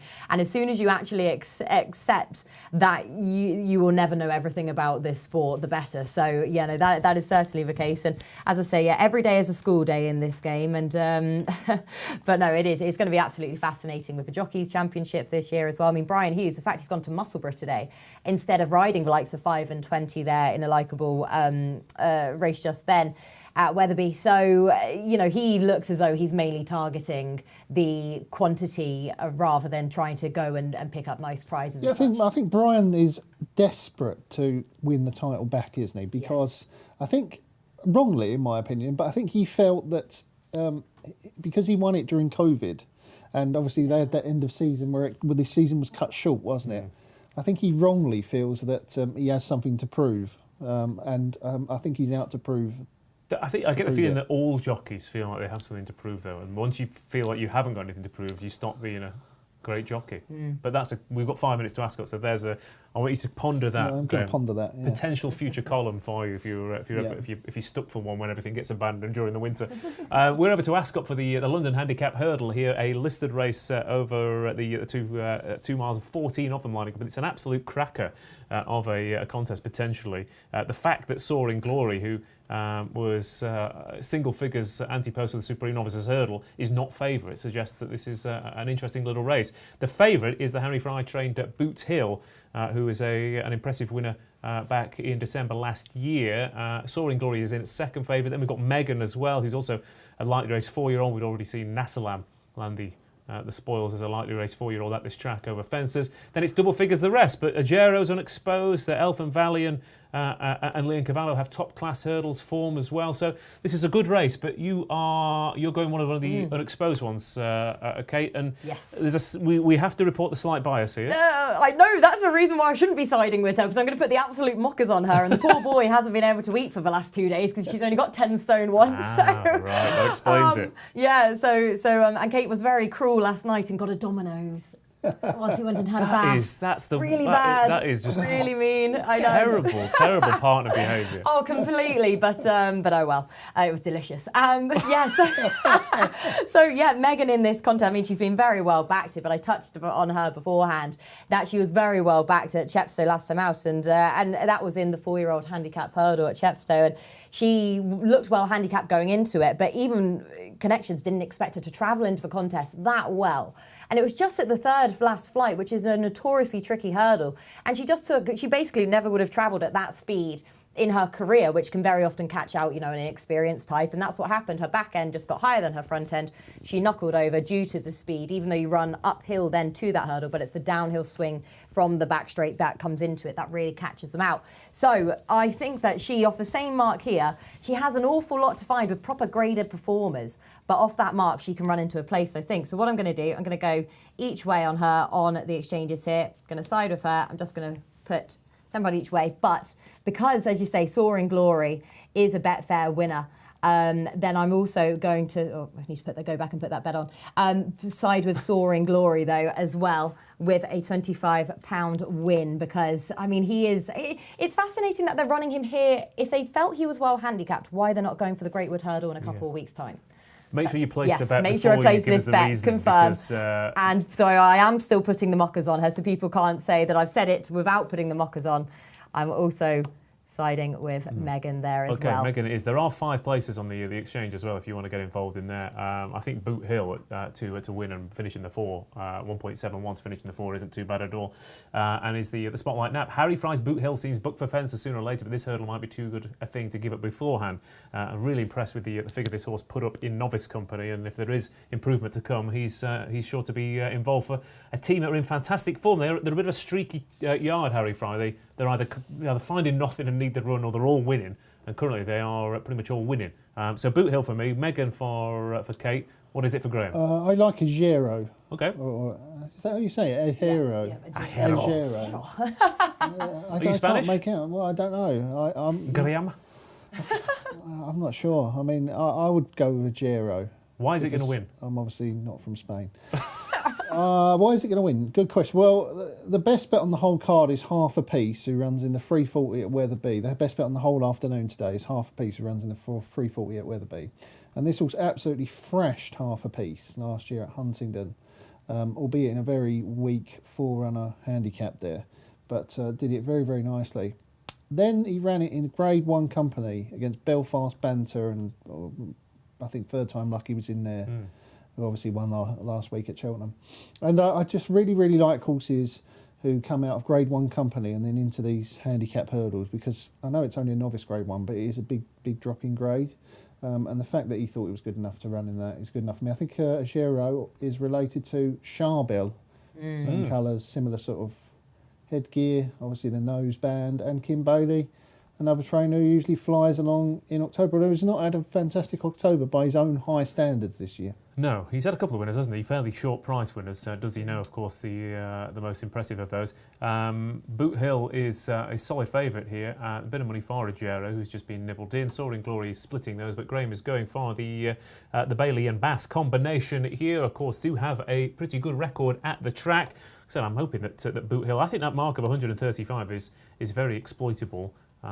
If it keeps stepping forward. The beat a horse called Bothwell Bridge in a bumper, who again ended up running at Aintree and graded company and really went through the gears last season. So he looks attractively handicapped, I think. It doesn't necessarily mean he's going to win first time out at a handicap, and often that is the case. But not a pace on. Sorry? Not a pace on here, Ross? Yes, there's 5 of them dueling for the leaders. They come down to the first hurdle here for this 2-mile contest. Everything gets over it okay, although not the best jump from Megan, and also next to Megan, Get Your Own as well. But like you said, there's a few of them lining up here. Miss Heritage wants to get on with it. Eltham Valley wants to get on with it. Agero is also in there as well with Highway 102. Soaring Glory, a little bit of a mistake there. In fact, it looked like it was... They're going a solid clip. It looked for a second that 4 or 5 of them were probably going to dual, Kate, but they've settled into their early posies here. Yeah, they have, as you say, a few of them reining back there. We expected Global Citizen to go forwards. Now, he is a fascinating runner in this contest, so I was surprised to see him friendless in the market beforehand, because we know the back class this horse has. This is his second start after a wind operation, but he has pulled up on his last 3 outings. However, when you look back to the form that he showed when he won the Wayward Lad, I mean, he is so well handicapped here, but it's just whether or not they've got him back to exactly where he is. But we know that the Ben Pauling team have been in flying form and with plenty of well handicapped horses because of those 2 quieter seasons for the last 2 campaigns. Yeah, that is the thing again. When you're looking at last season form, or they had a poor year, means that suddenly the horses are attractively handicapped. Boot Hill's racing a little keenly on the inside. Isn't he? Again, in terms of track position, Sam Twiston-Davies making sure that he takes the shortest route there. Soaring Glory looks a little bit... almost looks like he's been caught out here by this pace. They are going up in speed here and going through the gear, so they are going a fair old clip. But it is still Miss Heritage on the outside of Global Citizen. Agero, Boot Hill behind those. We've got Bathsheba Bay as well. Wild Max trying to make up some ground, and also Megan being held up at the back by Stuart Edmonds. And Kieran Gethings, of course, that is the tip for Kate, and hoping that hoping the pace collapse. that torturous Pizzagate incident last night. I will get the blame. Was hopefully paid off here. Who would you be on, Graeme? Who's in a nice position here? I think Megan's going really well if he gets to run through. But I'm not that happy with my selection, Najera. I think that he's going to fade. We'll see. Boot Hill's very short here, Yeah, Kate. he is. Oh, they love it. They love a strong traveller, don't they, these exchanges? That's exactly what he's been doing, round the inside, saving ground wherever. But he has been pretty keen, and he's an absolute beast of an animal. So he is bulldozing his way through there, and he's really, Sam Twiston-Davies now taking him into a far more prominent position. But yeah, he's still pricking his ears. He's clearly full of running. I mean, he's travelling like a graded horse in a Leon handicap Cavallo's here, going really well here. Yeah, Leon Cavallo's trying to look for ground as well in behind. Ajero's dropping back through the field. Soaring Glory making eye-catching headway. Yes, but it is Boot Hill who is still in front and on the bridle here for Harry Fry and Sam Twiston-Davies. Does he get home, Ross? Does he get home? That is the question. That is the question. Behind those Soaring Glory, Megan. It's the front three in the market who are going to battle this out. Leon Cavallo is in between them. Soaring Glory on the outside. Boot Hill on the inside. Megan behind those. Leon Cavallo splitting them. Put off by him. Lovely jump from pretty much everything. There. But it's still Boot Hill. Soaring Glory, they're the class act of the race. Supreme Novice's Hurdle. Here instead of the Greatwood. Into the handicap. This could be a lovely start to the season for Soaring Glory for the informed John Joe O'Neill stable. Boot Hill is not done with though and is throwing down one more challenge. Leon Cavallo, the old boy of the party, splitting them. Soaring Glory, Boot Hill, Leon Cavallo, Megan running on into fourth, but it looks like the class Soaring Glory, Soaring Glory, the class act there. Soaring Glory has come through to score. It's going to be tight for second between Boot Hill and Leon Cavallo. In fact, that's tight. Boot Hill, to his credit, looks like he might have rallied to get second. Leon Cavallo third, but we had a very classy horse in Soaring Glory. Boot Hill was clearly well fancied for that handicap debut, but he's run into the class act, Kate, in the shape of the John Joe O'Neill trained Soaring Glory. Yeah, he has, and we were commenting earlier on. I mean, the fact he went off at a very reasonable price there, a 5-1, looked a bit of a steal, really, being the class act, and why they wanted to cite this race instead of going to the Greatwood Hurdle, which, if you thought you had a very well handicapped horse, surely you'd side with the Grade 3 contest rather than this listed. However, he's come here instead, and after being outpaced earlier on, hitting a high of 38, exactly when we said he was just outpaced, and they were going a pretty strong gallop early up there. A few of those who were ridden prominently, Global Citizen, and who else was it? Miss Heritage, have then faded back as a result of that, leaving the ones who were ridden just behind the pace in midfield to come forwards, being switched out notably by Tom Scudamore there after being on the inside rail, switched him out to come more towards the standside rail and then in the home straight, and he's come to the fore. So such a likeable horse, and this was just a race that looked tailor-made for him as a reappearance, and he goes so well fresh, this horse, doesn't he? So winning first time up had to be a call, and really likeable though, even though he's run keen Boot Hill. He's clearly shown an awful lot of ability in this type of a contest on just his 5th career start. So really likeable. Leon Cavallo, he's always one to rely on, and I'm delighted with the run of Megan. This was a huge step up for her, and the fact she's only finished 4th, not in the places, but she's still run a cracker. So, he can eat again. He's going to have a pizza to drown his sorrows there, I think, after getting defeated there on Megan. But a big run. Looks like rock solid form. Leon Cavallo, of course, runs in pretty much every top class handicap hurdle he can run in. So that is, he's the one you rated him through. Yeah, I mean, our handicapper last time out, Steve Mason, had him running to 142 in the Welsh Champion hurdle at Fosslas. Now that was a really good race last year. The Welsh Champion hurdle worked out really well. I'm not so sure it's going to work out quite the same way this year. Leon Cavallo, again, I thought that was how he might run. I thought he would be thereabouts and not win. Creditable. Yeah, he's that sort of horse, isn't he? He is. One might fall his way at some point this season, but he's not well handicapped and he's not unexposed. He's not improving, but he's just solid and he's going to run to a level. He's a perfect horse for, obviously he's owned by the Value Racing Club, a syndicate where you've got a lot of people having a portion of it, and you want your Saturday horses, and that's what you want, isn't it? You've got to run for your money. You look like you might win every single time you go and watch this horse at a big meeting. He runs with credit, but he's going to keep running into Soaring Glories and Boot Hills. That's the problem. Yeah, I mean, I'm quite surprised that Soaring Glory won that so easily, because I thought he won it. He ran in the worst edition of the Supreme Novices Hurdle that I can literally remember. It was just an absolutely awful Oh no, sorry, last season. seat. Sorry. Appreciate It is obviously very, very good. Take nothing away from him because he absolutely slammed them. But the rest of them behind, I don't think they're that good. But even a bad Grade 1 though, Kate, is a Grade 1, isn't it? Yeah, exactly, as you say. And even then, I mean, apologies, Classical Dream for some reason came to my head that I meant Appreciate It there. And the fact that he probably shouldn't have even finished fourth because Blue Lord fell, didn't he, when looking booked for second as well. Then, I mean, it wasn't great. Not many runners in that whatsoever. Maybe he wasn't right that day. No, and he only had, was it 22 days, I want to say, between the Betfair hurdle and we know he's a horse that performs best when he has big breaks between his runs. That's why, I mean, he would have got into the Greatwood anyway. But 2 weeks until the Greatwood, I wouldn't be so keen on him if they did take up that engagement next time out because of the lack of time he's going to have between this run and that. And so I think, as you say, and I think, did they put cheek pieces on him for the Supreme as well, I want to say? They did. Yeah, which was a bit of a bizarre decision, I thought. Especially because he won the Betfair hurdle in such convincing style, why he needed the extra aid. But he's a horse that I think is worth chancing when he has a longer layoff than he got, at least between the Betfair hurdle and the Supreme anyway. Soaring Glory, then your winner over at Ascot, Leon Cavallo, Boot Hill and Megan sneaking in for fourth place there. Hang on, that's a winning charity bet. Yes. What, for Soaring Glory? Yes, it was. Yeah. Of course, in my head, I was still thinking, Megan just out of the places in fourth. But Yeah. you played it beautifully there, because that's the thing. Sometimes you can overcomplicate it, Graeme. Sometimes you can complicate it perfectly. Yeah, that was perfectly complicated. Welcome. Yes, perfectly complicated. Can Soaring Glory progress into a champion hurdle performer, or will he most likely be winning a National Spirit or something like that? Yeah. Oh. Go on, the National Spirit, the flagship race of Fontwell. There you go. I love Fontwell. It's a great place, but the Soaring Glory. Yeah, he's going to be in the handicap hurdlers, isn't he? I mean, he's got quite a lot of weight there. He was carrying 11 stone 10, I think, or yeah. So yeah, he looked quite a big horse to me. I wonder if they've considered going chasing with him. Maybe he just is clumsy. We'll find out, I suppose, when we eventually do see him. I think we will see him tried over fences.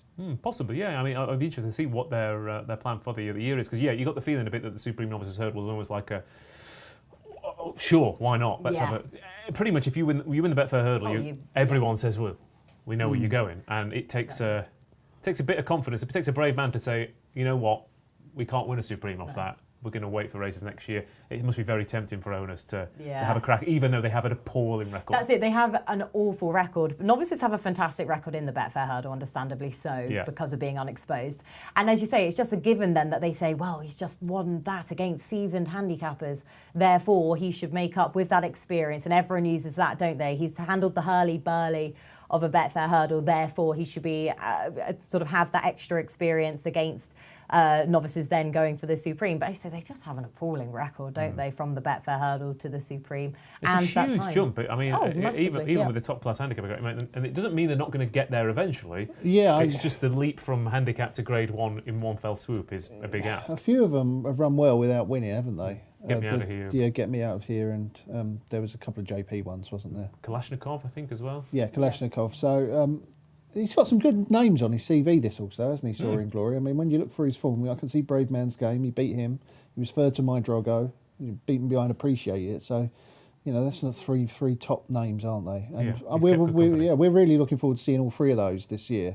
I absolutely cannot wait to see My Drogo and Appreciate It. Yeah, I agree entirely. My Drogo, I think, is top of most people's lists in terms of exciting horses to follow. I think him and Bob Ollinger are the two for me in terms of the obvious ones. We're going to go to Weatherby for the 2:30 here, the West Yorkshire Hurdle, of course, and many people's favourite horse returning for another season here in the shape of Paisley Park, who has got quite the fan club over the seasons. And is top of the betting here for Emma Lavelle and Aidan Coleman, making his seasonal reappearance in a race that's a little bit earlier than normally. Paisley Park makes his reappearance. Of course, he tends to appear at Newbury next month, but he's here at Weatherby. Thomas Darby is second in after that good run at Aintree. Last time we saw him run for Oscar, of course, for the same connections as Solwit, who won the Stayers Hurdle, I say a few years ago. It could be even longer. I've lost all track of time. Pre-Covid and post-Covid are two different planets entirely, aren't they? Indefatigable, who's also a Cheltenham Festival winner and was a winner on the flat last time out, is in there as well. And Master Tommy Tucker back down over hurdles here for this this West Yorkshire hurdle. But Paisley Park has a clear class edge. Kate, the question for him, of course, is at what point does he start to slip on the downgrade? Yeah, that's it, isn't it? I mean, every horse in this race has some sort of question to have to answer, really. Perhaps, Run for Oscar and Indefatigable, but those have ahead of the market. Paisley Park at 3.95. Thomas Derby at 5, 7.4 for Run for Oscar, 7 for Indefatigable, just mentioned, 7.2 for Master Tommy Tucker, 10 for Shima, Asdillan 27 and Slate House. The outsider there at 65 because, I mean, we just don't know where he is with his wind nowadays. I just think it completely catches Slate House out and he's not the whole force of old. But with Paisley Park, the fact he had the fibrillating heart issues then when he was, I mean, what price was he for the Stayers Hurdle when he was overturned there in 20? He was 4 to 6 favourite. Ended up finishing 7 for 15. Great to see him back then last season on his reappearance start when he finished only a length and a half behind Time Hill in the long distance hurdle. And you'd have to say, if Time Hill was in this race, what price would Time Hill be? And the fact that Paisley Park could get that close to him on his reappearance start when he probably wasn't trained as hard as you'd imagine because of those issues he had had beforehand for that reappearance start. So just that form line alone puts him hugely in the picture here. Of course, then his third in the Stayers Hurdle then this season. I mean, he was probably given a bit too much to do from where he came in that race. The pace just didn't work out in his favour whatsoever.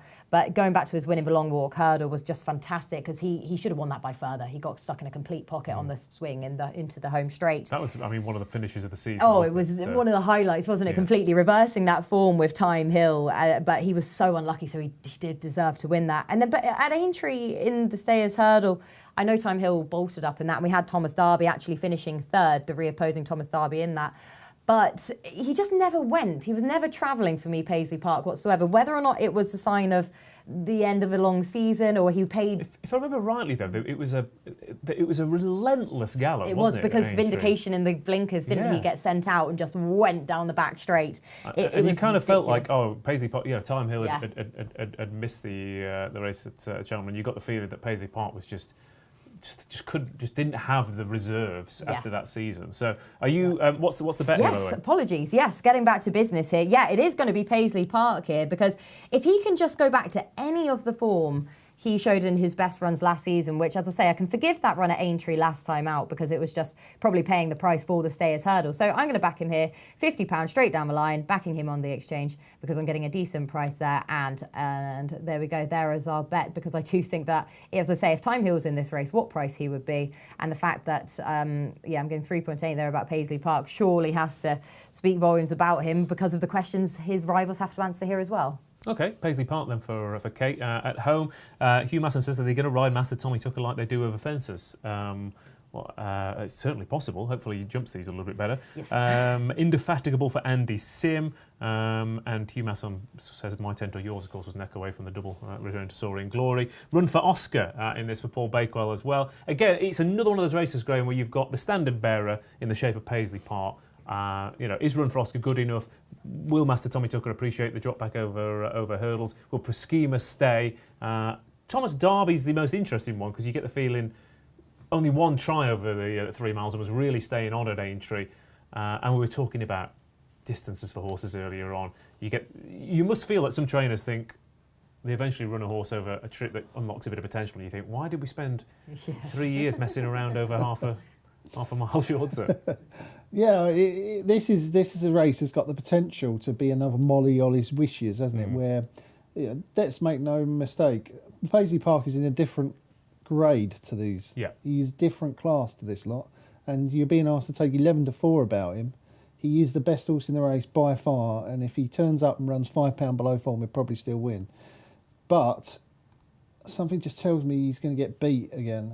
He is on the downgrade, there's no doubt about it, and he's been on the downgrade for a few years, despite the fact that he ran very well last year and he won the long walk.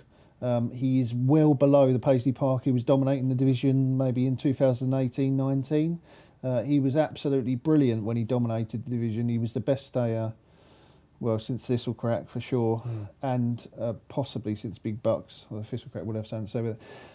He's probably £8 or £9 worse than he was at his peak. But when he was at his peak, he was up here, and he's still here, and the rest of them are still down here. But he is, of course, 9 going 10. So you think he's going to keep going this way, not go upwards. This could be, but you get the feeling that, the two staying races, this and Newbury, that side of Christmas could be his chance to kind of go out on a high before the spring, before the improvers come out. I'm not sure this is his track either. Well, we'll find out, but I think this might be sharp enough for him. I think he wants a stiff uphill finish. I'm not sure Weatherby's right for him. He hits, doesn't he, so often? Takes a bit of time, doesn't he, to get going. I think Master Tommy Tucker's the bet for Paul Nicholls, and he's the only one who's sixes got into fives. Yeah, he's the only one who's got the real ability to challenge him. Obviously, again, it's a bit like Zambella. It's all over fences, but on his chase form, he's got the ability to shake Paisley Park up. How RPRs over fences when they drop back over hurdles? How do you take it's hard. I would usually just take off how he's rated over fences off of his marks. So I think he's rated £8 lower over fences. Over hurdles, than he is over fences. But he's only run twice over hurdles, and he won both of them. He's obviously a clumsy old bugger over fences, isn't he? When he gets it right, he's spectacular, brilliant to watch. But when he gets one wrong, he don't know what to do. But he's got the ability to win this race. 165 over fences 3 times last season, and Paisley Park didn't bet a 164. So on he's pure 10 ability, as well, Master Tommy Tucker. So. Yeah, he is, but he's quite lightly raced, isn't he? He's not like Paisley Park, who we know has been there, done it. He's had loads. Master Tommy Tucker's one funny horse in that he's not had loads and loads of racing, and he's very lightly raced over hurdles. So I just thought it was an interesting. I don't fancy Thomas Darby at all. Don't fancy him. I was going to say, so basically, last 10 years, minimum RPR you want to hit to win this is Colin Sister 150. Thomas Darby, as 150 was when he was beaten out of sight at Cheltenham. In the past sort of 18 months, he's run to 150 plus on every single one of his starts. So, in terms of, we talk about the exchange, he's what? Even money to place, the Arder in form. It's a better race though, isn't it, this year? I think if you go back over the last few years, you say, 154 I think is the median winning RPR. So if you, and that Thomas Darby would do that in his sleep, 154 probably. But this isn't the last 10 years. This looks like a better race. There wasn't a Paisley Park in it last year, or top class horses. This year we've got a proper race for them. It's a great race. I'm looking forward to it. Yeah, quick word for Proskema as well. He's stepping up in trip. His sire, Declaration of War, had a winner. Admittedly, it was in a Utoxeter handicap hurdle, not quite the same, for Declaration of War, who stepped up to 3 miles. And again, this horse, he was a 2-miler on the flat. I think it might be asking a lot to win first time out, but they've just shown they did it with Molly Ollie's Wishes. Of course, Roxana, she had a very different profile, but she didn't start. She didn't step up to 3 miles until she was 6. She's only had a few runs because she had a different, very much a different career to Proskema. But again, you get the feeling that given the way he runs, Proskema could take a hand at some point. It's another one who's stepping up from handicap company to the graded company as well. So looks like they are going to ride Master Tommy Tucker from the front. They are indeed. Yeah. So just remind us, have you played this? I'm on Master Tommy Tucker. Yeah. Okay, Master Tommy Tucker is the one who sets out 3 miles. The distance here for this Wetherby West Yorkshire hurdle. Master Tommy Tucker goes out in front to lead it from Ask Dillon back in second place. Run for Oscar. Paisley Park, Thomas Darby, Indefatigable, Slate House. And Proskema is ridden exaggeratedly out the back in contrast to Molly Ollie's Wishes. Is being given a lot to do, but that tends to be his run style, so it's no great surprise. But Master Tommy Tucker has got a pretty easy lead out in front here. There was money for him before the off. He's now challenging for favouritism, Kate, because he's dawdling along. Yeah, I was just going to say he is completely challenging for favouritism now, with Paisley Park still leading the way there, but only marginally really now from Master Tommy Tucker, who, as you say, is getting a very uncontested lead, and you can see why they're switching tack with him as well, back over hurdles, in the hope that his jumping will be a bit more fluent than over fences as well here. And obviously only on his penultimate start he took a lead because he had his stablemate surname in that race who wanted to make all. So he's getting free rein this time, and as you say, he's getting a very easy time with things on the front end, and we know how devastating over fences this horse can be when he's in a rhythm, and he is shortening the whole while still. Happy, Graeme? Yeah, I just watching how he's jumping to see if he's a bit big. He was at the previous, but then he just flicked through the top of that one. Maybe he's a little bit keen. I know that is Master Tommy Tucker, isn't he? But let's not forget that a lot of his best chase form is over shorter than this 3 mile trip. So We have to be certain that he's going to get home after racing a bit keenly, but we've been going on about trips all day and how it doesn't matter, so maybe we should just forget about it. Yeah, and off air we were talking about slowly run races as well and where you want to be, because Paisley Park is very prominent for Paisley Park. He is, but the problem is, you know that at some point in this race, he's going to be being scrubbed along and dropping back, and then it's going to be, is he going to be close enough to then remake up that ground later on? But he's also down the inside rail. Yes. he is. They're all staying that way, though, are they? Are they, over Ross? this distance, do you think that's why that's not over this trip? Possibly, I think Don't get that one wrong.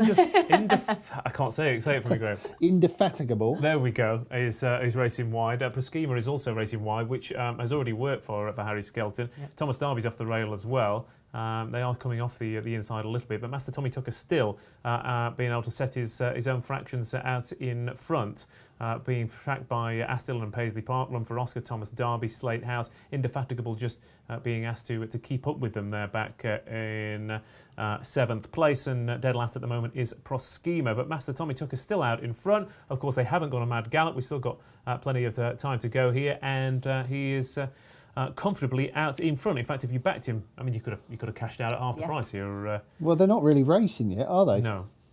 They're just ambling round a nice, easy gallop. That's why Paisley Park is in second, because they're not going very fast. So you've got a horse like Thomas Darby who's been racing only over 2.5. You've got Paisley Park who's a proper true stayer. Who is better suited by? Oh, you'd be seriously worried about Paisley Park if you'd backed him here, wouldn't you? Because they are going to amble round, then they're going to sprint, and when they sprint, he's going to be out the back of the TV. So does Aidan Coleman have to do a Harry Skelton on Molly's Ollie's Wishes then, and get a bit? He has to bridge that gap at some point. As you say, you wouldn't want it in one burst, because we know that Paisley finds, as you say, that he does come off the bridle at some point. So if you're trying to force him just as he comes off the bridle, that's going to pay to his detriment as well. So, but yeah, he is certainly going to want to bridge that gap at some point. But also, and especially because he doesn't want this to turn into a sprint, because we know that Master Tommy Tucker is, I think, better over slightly shorter. Weatherby should play to his advantage with getting 3 miles, therefore, because it is that tight-natured track and a speedy track as well. So, yeah, at the moment, Harry Cobden must be absolutely delighted with where he is throughout this race. So, yeah, Aidan's really going to want to bridge that gap pretty soon, you would have thought. They are starting to bunch up, but that's because he just slowed it down a little bit on Master Tommy Tucker out in front, and he is still comfortably favoured. He was comfortably favoured on the exchanges. Yep. Proskema's shortened up a little bit. He's coming into it. Thomas Darby, I think he's getting a lovely run into it as well. Paisley Park stuck down the inside. Yeah. I thought he was going to hit that flat spot then. Astillen has started to struggle here. They are bunching up, but again, it's because of that lack of early pace. So I'll be interested to see if Master Tommy Tucker has got enough up his sleeve. I'll tell you, Aidan Coleman wants to be getting busy here. He wants to be getting busy on Paisley because he's dropping out. Yep. There we go. Here's his customary. But he's coming back for more. He never say die with Paisley Park. No. Anything could win this at the moment, I think. Yeah, apart from Paisley Park. I don't think he wins from there. 6.6 Paisley Park there. Yeah, which is, if it was any other horse, Paisley Park would be double those odds, I think. Indefatigable's got a nice position down the outside. Thomas Darby still in there as well. His run for Oscar, of course. As I said, Charles Burns has got previous with top class staying herders. Proskema giving a lovely ride down the outside.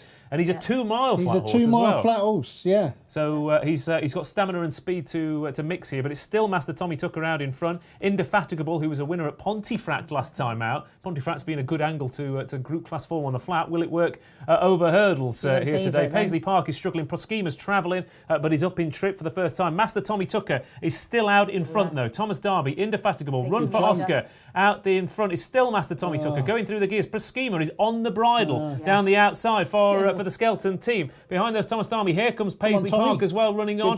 Indefatigable. Proskema is still on the bridle on the outside. And if he finds for pressure over this trip, he's got to have a chance. But here comes Indefatigable. Paisley Park is running on for pressure as well. Indefatigable, though, hits the front for Paul Webber and Darryl Jacob. Proskema behind those. Paisley Park is running on. Master Tommy Tucker has done all he can do, but it's Indefatigable who is clearing away to beat Proskema into second. Paisley Park running on into third. A creditable reappearance for that one. But Indefatigable, the Cheltenham Festival winner, a winner on the flat last time out. Darryl Jacob, he went down the inside, he's learnt his lesson, and he came as wide as possible there, Graeme. Yeah, no, he did well, didn't he? And the flat horse obviously won last time out on the flat. He's got plenty of form over shorter, and I think ran in the mares race that we saw earlier at this meeting, either last year or the year before. Can't remember whether she won it or I might have finished second, I think. But Yeah, plenty of form over shorter, and that was the way that race panned out. That was a perfect example of in racing where you get a race that just completely turns into really a sprint up the straight. I mean, you've got the speed horses come to the fore. They're indefatigable with the form from shorter, having 1-0 on the flat last time out. Proskima, loads of flat form. And Paisley Park just had no chance of going with them off that sort of pace. He needs an end-to-end, strongly run 3 miles with a stiff uphill finish, Paisley Park, and he's ran very well in the circumstances, hasn't he? Yeah, he has. He absolutely has. Albeit, like I said, it's going to get tougher because we're going to get some your time hills and whatnot coming out to challenge. Indefatigable. A nice win. It was noticeably shortened up in the betting, but I think again they were focusing on those wide runners, Kate. Yes, certainly so. As you say, that's the way that the market was shaping throughout that race, and as soon as Daryl Jacob really switched her out wide, she really did shorten in the run there. As we can see, what she was trading at, so yeah, high of 9.8, a low of 1.1, of course. But yes, so I'm absolutely kicking myself about that one because I love this mare so much, and I just wondered. I don't know why. I don't know why I doubted her in this competition, but because she'd had that reappearance run. We know Paul Webber's horses normally need their reappearance. She had the sweetening up there. Not that she ever needs sweetening up, but with a win at Pontefract over a mile 4 on the flat, so she has the pace, she has the stamina. I mean, she's going to be facing all of the likely targets, isn't she? The long distance hurdle at Newbury at the end of November, the long walk hurdle, an aim at the Stayers hurdle. On the back of that, you'd have to be thinking it, and going wide again with Proskima as well being ridden wide. So as you say, Daryl Jacob, for all that we doubted him down the inside of our last race at Weatherby, of our last race, he's completely learnt the lesson, as you say, by taking Indefatigable wider where the better ground certainly was, with the front two coming home there. Paisley Park, that was, if it was any other horse, you'd say, gosh, that was a bizarre run, but we just know what he's like. Don't think he is quite the force of old now. Admittedly, this was a reappearance. It was a solid reappearance. They wanted to get him out early, whether or not to send him over fences, to send him down a Novice Chase campaign. I wonder how Emma Lavelle is going to weigh that run up in comparison to going down the Stayers hurdle route, or what would you do? Novice Chase, or? I mean, he could easily win. He could go and win at Newbury and Ascot. Yeah. And if you were being realistic, you could say, look, we're going to struggle at Cheltenham. He's going to be 10 by then. Let's pick up the Grade 2s, a Grade 1 at Ascot, and then say, the Ascot race looks right for him, doesn't it? Because that's a stiff uphill finish, and with any luck, he'll get a good pace. I still think that he could probably beat Time Hill. I just think Time Hill last year, I know that he's still on the up, isn't he? But I just felt that, like you said, at Aintree, he came into that race really spot on because he missed Cheltenham, and I thought he took advantage of it. I'm not sure either of them are that good. I think the Stayers hurdle last year, I mean, I had a look, and 16 horses have run out of it since. Only You Never Call has won. So it might well be that, again, you get a fresh... It might have just been a bit of a dud year, and you get a fresh batch coming through. Well, yeah, Buzz is the Buzz horse, isn't he? The Cesarewitch winner, of course, who finished second behind, was it Abacadabras at Aintree? So a lot of people saying he could win the Stayers hurdle, and I think it will be that sort of horse.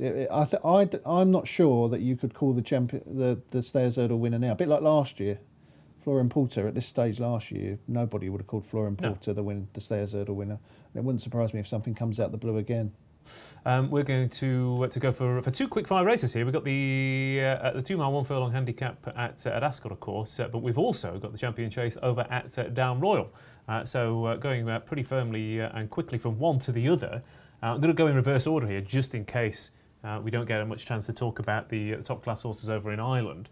I'm just going to get a tip anyway at Down Royal before we get there. So Manila Indo, Frodon, Galvin, Delta Work and Ravenhill, of course, lining up at Down Royal. We'll hopefully get a bit more into this, but who do you think wins the Champion Chase in Down Royal? I think Manila Indo will win it. I think he's by far the best horse in the race, by far. But whether he's right or not, of course, is the worry, whether he's fit. But I think he could probably run 4 or 5 pound below best and still win Manila Indo. Of course, Frodon's going to get an easy lead probably, and that might make him hard to beat. He's obviously going to jump well, always does. I don't think Galvin can win. I think it's a tools race. You're about to back. You fancy Galvin, don't you? I do. I do fancy Galvin. I know, taking on a Gold Cup winner, goodness, what am I thinking? But with Manella Indo, he is just a horse that I find he warms up to the task throughout the season. And I mean, he did win on his reappearance start last season, but that was at the back end of October as it is now. But that was in a Grade 3 where he only had Milan Native to beat, really, in that Wexford chase. So he had to really win that. But I just wonder at those prices if he is worth taking on to on this first start, especially with Galvin already having the win. The ground is the slight concern about Galvin. He obviously wants good ground, hence why he was put away last winter. But if he wins this, instead of being a Grand National contender, he could well turn into a Gold Cup contender himself. And I don't think we know where his ceiling is at all yet. Okay, fair enough. I think Frodon might grind them into submission as well from the front. Manella Indo, Delta work, Galvin all might have bigger fish to fry later on, and this is Frodon's time of year. Yeah, make no mistake, Nichols is going to want to stick down that marker nice and early, right Irish. You might have beaten us last year, but I'll come over and I'll take your first big prize. And he won this with, was it Corto Stone? Yeah. But 9 years ago, was it now? Yeah, I was going to say, I think that's the only one though, isn't it, from all the runners he sent over, and he has sent over some very likeable types, so that... It's the only recent one, he did have Corto Star on it, didn't he, a few times? Was it twice? I think Corto, but... We've got Ascot as well, so we'll get Ascot and then we'll go over to Down Royal very quickly. Ferrero Bamboo is a favourite here, one for Rosie, Grey Diamond, Editor de Geet, Sully Dock, and loads of others. A bit of money for Monsieur Lecoq, also Eamon and Knock. It'll be a fun commentary if those two jump the last in front. What's the charity bet, Kate, in this surely fast and furious handicap chase? Yeah, it's going to be Sully Dock here, actually. I'm going to back him £25 to win on the exchange there, but I'm also, confirm bet, I'm also going to go to the place market as well and back here because it is pretty... £25 again there because it is pretty wide open, this contest. So, but I just think he has so many variables in his favour. We saw him winning last time out at Punchestown. That was on the back of a solid effort when finishing second to Editor de Geet, who he has plenty of history with. We know his course and distance record as well. And I just think there should be far more to come from this horse. He's the joint second highest rated in this race. Sees him well treated on recent trends as well. So, yeah, I think that Sully Dock at that price as well has everything in his favour for the Anthony Honeyball team. Okay, Sully Dock it is then. I quite fancy. Had a little nibble on Editor de Geet, who I think improved rapidly last year, and he just looked like he was really getting the hang of things. And also Getaway Trump, I thought was a bit big. I think the drop in trip is interesting for him, but the market does not like him. Paul Nicholls again having a mixed afternoon so far. Is he one of the ones you backed? He's having a disappointing afternoon because I thought he was going to absolutely blow the lights out, and these runners aren't. I've done Getaway Trump, which is another Nicholls runner. Fell at Aintree in the race behind Editor de Geet, Ferrero Bamboo. He was ahead of Ferrero Bamboo when he fell. I think Getaway Trump's the value. Okay, Getaway Trump then is a big price here. 21 on the exchange is the outsider of the bunch, but he is a classy horse. We'll see if he needs the run. That's not going to be a start, is it? That's not a start at all. No. They were tentative coming up to the tapes. Ferrero Bamboo is the clear favourite. Yeah, that Aintree form is the key one here, isn't it? You've got Ferrero Bamboo, you've got Editor de Geet, you've got Grey Diamond, who are all involved. Obviously, Getaway Trump as well. There's been a little bit of money for Eamon and Knock as they race away over at Ascot, and it is an absolute rattle to the first fence. Are they all going to get over it? That was heart in mouth time there, wasn't it? A few of them were sketchy. Eamon and Knock, Amula Gold, and down the inside Grey Diamond were fantastic. But Editor de Geet has taken up the lead. But yeah, that was Grand National-esque in terms of. It was, with a very short run to the first as well. Thank goodness there was a short enough run to the first because the speed they probably would have built up otherwise. But yeah, Editor de Geet taken to the front end there, as we very often see. But he did just chip in there, and he's caused a bit of a knock-on effect of those behind. So yeah, this has been sketchy early on. Yeah, this is already a messy race. We've got Mengley Khan. Oh goodness me! My word, what year is it? What colours is he wearing this time? Oh, there you go. Coming through to leave Editor de Geet in second place. Back in third place, we've got one for Rosie. Then we've got Sully Dock down the inside. Ferrero Bamboo, the favourite. Grey Diamond and Monsieur Lecoq. Amula Gold. Eamon and Knock is out the back, and Getaway Trump is also held up for a late run. Of course, this race was won by Amula Gold last year, who came from God knows where to score. But again, it doesn't seem like they're going to mad gallop here. Editor de Geet was a hard horse to pass last year, Graeme, when given this sort of rope. But that slightly sketchy jump would worry you. Yeah, he ran in the race that was earlier on, the Novice race on this card, actually, along with Sully Dock, and Sully Dock beat him, and he ran a similar race where he blasted off in front, and I think Sully Dock ran him down quite late from memory. Those two ended up obviously going on to finish first and second in the Red Rum, so that is they're obviously decent horses. This Frero Bamboo's dropped back a little bit into about 6, hasn't he? He's the hot favourite. I just wonder if he might lead this Pulling up run. Eamon a knock, though. Yeah, he hasn't gone a yard, has he? No, he hasn't.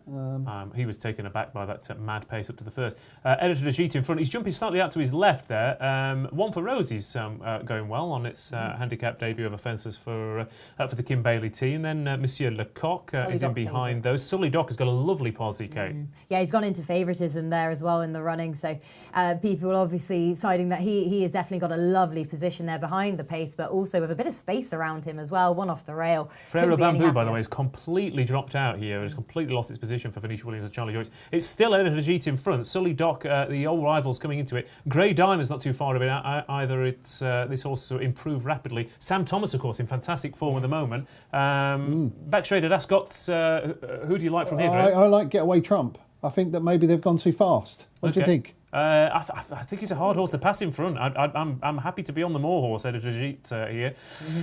Sully Dock's obviously got course form. He's got a big chance as well. But yeah, I do think this horse is a very hard horse to pass when he gets. Can I change my view? Yeah, absolutely. Yeah, who do you want to change the winner's in front. You think the winner's in front? Editor de Gite is the one in front. Sully Dock in behind those with Grey Diamond also in with a chance as well. Monsieur Lecoq, but Editor de Gite is still going great guns. Grey Diamond again, another old rival is coming out of the pack. Monsieur Lecoq is not too far away as well. Was a little bit unfancied in the market for J.M. Williams, but it's still Editor de Gite, still jumping out to his left, still out in front. Grey Diamond, though, who's normally out there challenging for that early pace, and a Moolah Gold as well. Don't rule out a late run again from a Moolah Gold, who won this from the back last season, but it's still Editor de Gite in front. Home straight. Kate, what do you think? I do think Editor de Gite's going to be very hard to claw back. I know he's started to paddle, but so are those in behind him. So really tricky. But Monsieur Lecoq here coming round the outside. So this could be anything. Be a cracker. This is going to be a cracking finish again. To the finish. Editor de Gite, Grey Diamond, Monsieur Lecoq, a Moolah Gold trying to make up late grounds as well. Monsieur Lecoq. Monsieur Lecoq down the outside for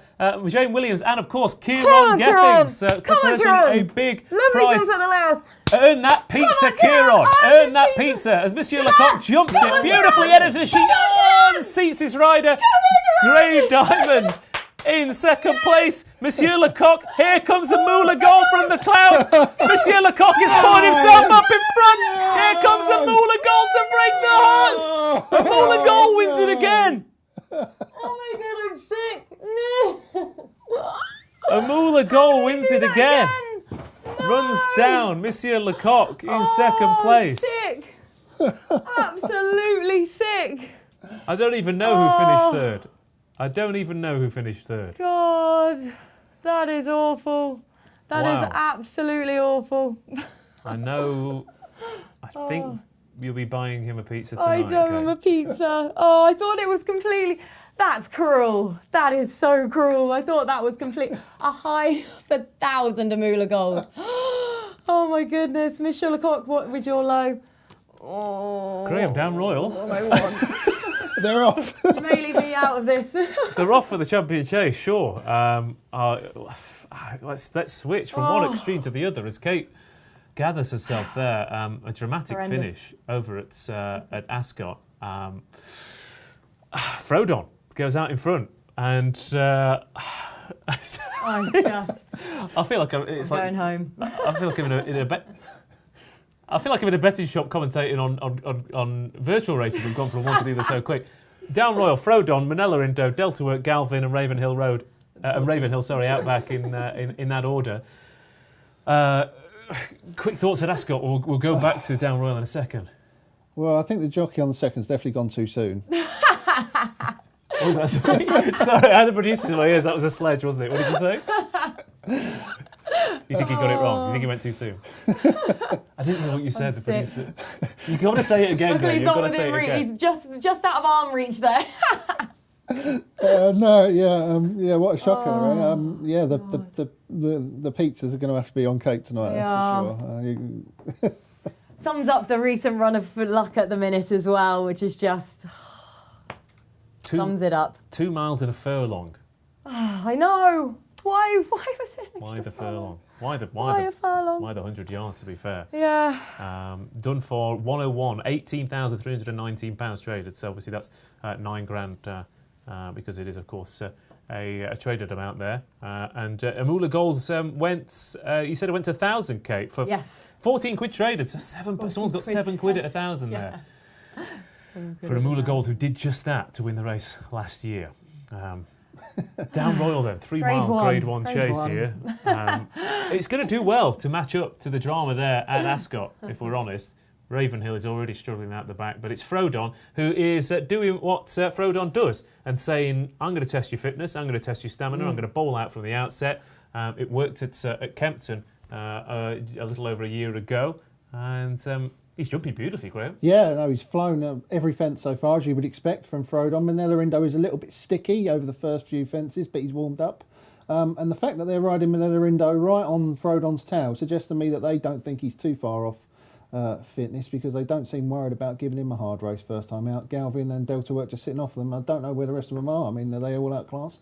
Well, there's only one other horse in him. And that is that Ravenhill? Ravenhill. Yeah, that's already outclassed. That's well beat, isn't it? He's probably a 4 mile. Almost fell going off the final bend as well. Handicapper in time. Frodon then in front. Manella Indo is sat in second place for Henry de Bromhead and Rachel Blackmore, of course. Behind those, Galvin and Delta Work. Frodon got that wrong. Bad mistake. He just hasn't taken too much out of him, but it has allowed Manella Indo to sit right on his heels, and the favourite has shortened up, Kate. Yes, he has, as you say. Yeah, he's shortening the whole while, isn't he, Manella Indo? So this seemingly ideal tactics then for Manella Indo to sit just behind Frodon and get the lead. But with Frodon, I mean, I'm sure we saw in the King George, when he steadies up that pace, big field or a small field, he is so difficult to peg back, and we know how game he is. And in the main, I know he's made that mistake, but he jumps so well. So yes, that is fascinating that Manella Indo is still shortening. But as I say, that Frodon has just come in for plenty of support as well. Yeah, Frodon has gone through a gear or two here again. He just steadied into that. It wasn't necessarily a mistake. It was almost show jumping-esque there. Back in second, Manella Indo, Delta Work and Galvin kind of battling each other for third, thinking, do we want to go after them? When I mean, Galvin, like I said, he's got to improve here, but he's a horse who doesn't really know how to lose over the past sort of 2 years. So interesting to see him stalking the pace here. Still set by Frodon, who has just steadied into a couple of them. Looking for a stride here, Bryony Frost, going through the gears to take on Manella Indo, who's just lost a bit of ground there. And obviously bigger fish to fry for Manella Indo in the future. Frodon, that is an absolute peach of a jump. Yeah. He's gone favourite, Frodon. Yeah. He's gone on for Manella Indo. Delta Work always needs this run, and he's in fourth. Galvin is stalking the pace. Frodon and Manella Indo, this is an interesting little battle here. You get the feeling Rachel Blackmore is choosing when to strike. Yeah, this is a proper race, isn't it? They're really not messing around. Frodon flew it, and so did Manella Indo flew it. I think Galvin's trying to pick them off if they've gone too hard. He's a long way behind two top-class horses, though. Yeah, you've got Davy Russell and Jack Kennedy, of course, on two Elliott horses who are looking at the front two. And again, this was another fantastic finish in this race last year, where it was a very dramatic as they turned into the home straight. So it ain't over yet, as we just saw over at Ascot. Frodon is still in front. Manella Indo keeping tabs in the perfect seat as he was at Cheltenham. Very similar position to the Gold Cup victory. They are stacking up, but is that Frodon coming to the end of his tether, or is that Bryony Frost getting a breather? That's the question. Galvin just being asked the question. Delta Work, who normally needs this run and had a shocker of a season last year, isn't out of it either. Any four could win here, Graeme. Yeah, they're all going well. Frodon looks the most likely winner, you'd say, in front, Ross. Still travelling well. Manella Indo just coming off of it. Yeah, he's been asked a question by Rachel Blackmore. Galvin, what do you think, Kate? Any chance? Yeah, well, he's just been nudged into the bridle, isn't he? But we know that stamina, so it's not a surprise that he's having to be asked for his effort at this stage of the race anyway. He is shortening the whole while himself, Galvin. So, yeah, Manella Indo just Galvin's cruising now. Galvin's still going very well, so hopefully that fitness advantage being put to good use in this race. Yeah, Frodon now being swamped by the rivals. Manella Indo on the inside, Galvin on the outside. Delta Work is starting to lose a bit of ground. Frodon is still not done with, though, here. Frodon, Galvin down the outside, throwing down the challenge. Manella Indo looks well and truly beat. It's Galvin versus Frodon. Stamina versus class here. Galvin hasn't put the race to bed. Frodon's coming back. Galvin gets through the top of that one. Frodon down the inside. Who's going to win, Graeme? I think Frodon's going to win. Frodon is coming back. He's not done with yet. Galvin is starting to paddle out in front, and it's Frodon who led all the way and is coming back for a dramatic victory. Paul Nicholls and Bryony Frost win the champion chase over at Down Royal, led I'm going to say most of the way, as Galvin did take over at one point over that final fence. But what an incredibly gritty performance from Frodon. And it's not the first time, not the second, not the third, probably not the fifth time we've said that about Frodon, Kate. No, exactly. As you say, when he gets into a rhythm on the front end, if reappearance start further down the season, then he's just such a tenacious horse, isn't he? He just has that attitude, which is incredible. And he jumps so well. There are a few sticky mistakes, but he was more being clever than anything. We know that this horse he would nearly talk to you, wouldn't he? The brain that he has in his head. And he was showing that again at his fences there, where he basically dictated to Bryony Frost that I'm going off this stride, so just leave it to me here. And that's the best thing you can do for a horse like that. Galvin was cruising into contention at that point, and just then Frodon hit a high of 75 when he was just starting to come under the cosh, but he's a horse who we know finds so much under pressure. Galvin hitting a low of 1.37. What did Frodon went a very big price? Yeah, he really did, didn't he? Set a high of 75 there. So that was so really when he was just starting to come under the cosh there, but Galvin cruised into it. Still think he's run a really solid race there. Manila Indo probably just needed it. He travelled through the race well and then has just faded out of things as a result. But yeah, fascinating contest, wasn't it? And Paul Nicholls being rewarded for his bravery going over and taking on the Irish. Absolutely. And wins it for the first time in 9 years. He might have a very quick-fire double here, as we've got to go over to Weatherby for the Charlie Hall Chase. I mean, I'm glad. I mean, commentators have half an hour between races because this is. I mean, you might have to do the last couple, Graeme, because I might be out on my feet here. But have you recovered from those two races? That's the question. As we go to the Charlie Hall, Surname versus Shamblu versus Fusel Raffles versus Clondor Castle. You've got two horses with genuine top-class form in Surname and Clondor Castle, and you've got two improving novices who are throwing it down to the big boys. Is it going to be youth or experience that wins it, Graeme? I think Shamblu will win it. I couldn't back Surname after his abysmal runs, obviously, towards the end of the season. But he's that sort of horse. He's either going to be brilliant and he'll win easily and blow them away, or he's going to run absolutely terribly because he's a funny old character. But there's no doubt about it, he's the best horse in the race if he gets everything go right. But I don't think it will, because Shamblu's going to lead, is he, would you say? You'd imagine so. If they carry on the hold-up before tactics with Topfield, Ben, then I'm hoping that's going to be the angle. He didn't necessarily, when he won over fences in those two novices last year, he was kind of held up in second. He was a little bit fresh, but he didn't bowl on. And Keels, if he was here, would say, doesn't stay. All of last season, he was insistent that Shamblu was not a true 3-mile horse. Distance, Kate, we're back in that same debate once again. If you can, I think should we all just have 2 minutes? If you've recovered from those last two races. Yeah, just about. Do you think Shamblu's going to bowl on? Yeah, I think so. That's the angle that I've taken into this race, and that's what I'm really hoping is going to happen here, because we know when Surname won this race last year, yes, he's come into this race now with a very similar profile to last season, hasn't he? Because he actually fell in the Betfair Ascot Chase. That was a horrendous fall. Came back then with this as his reappearance last season, won.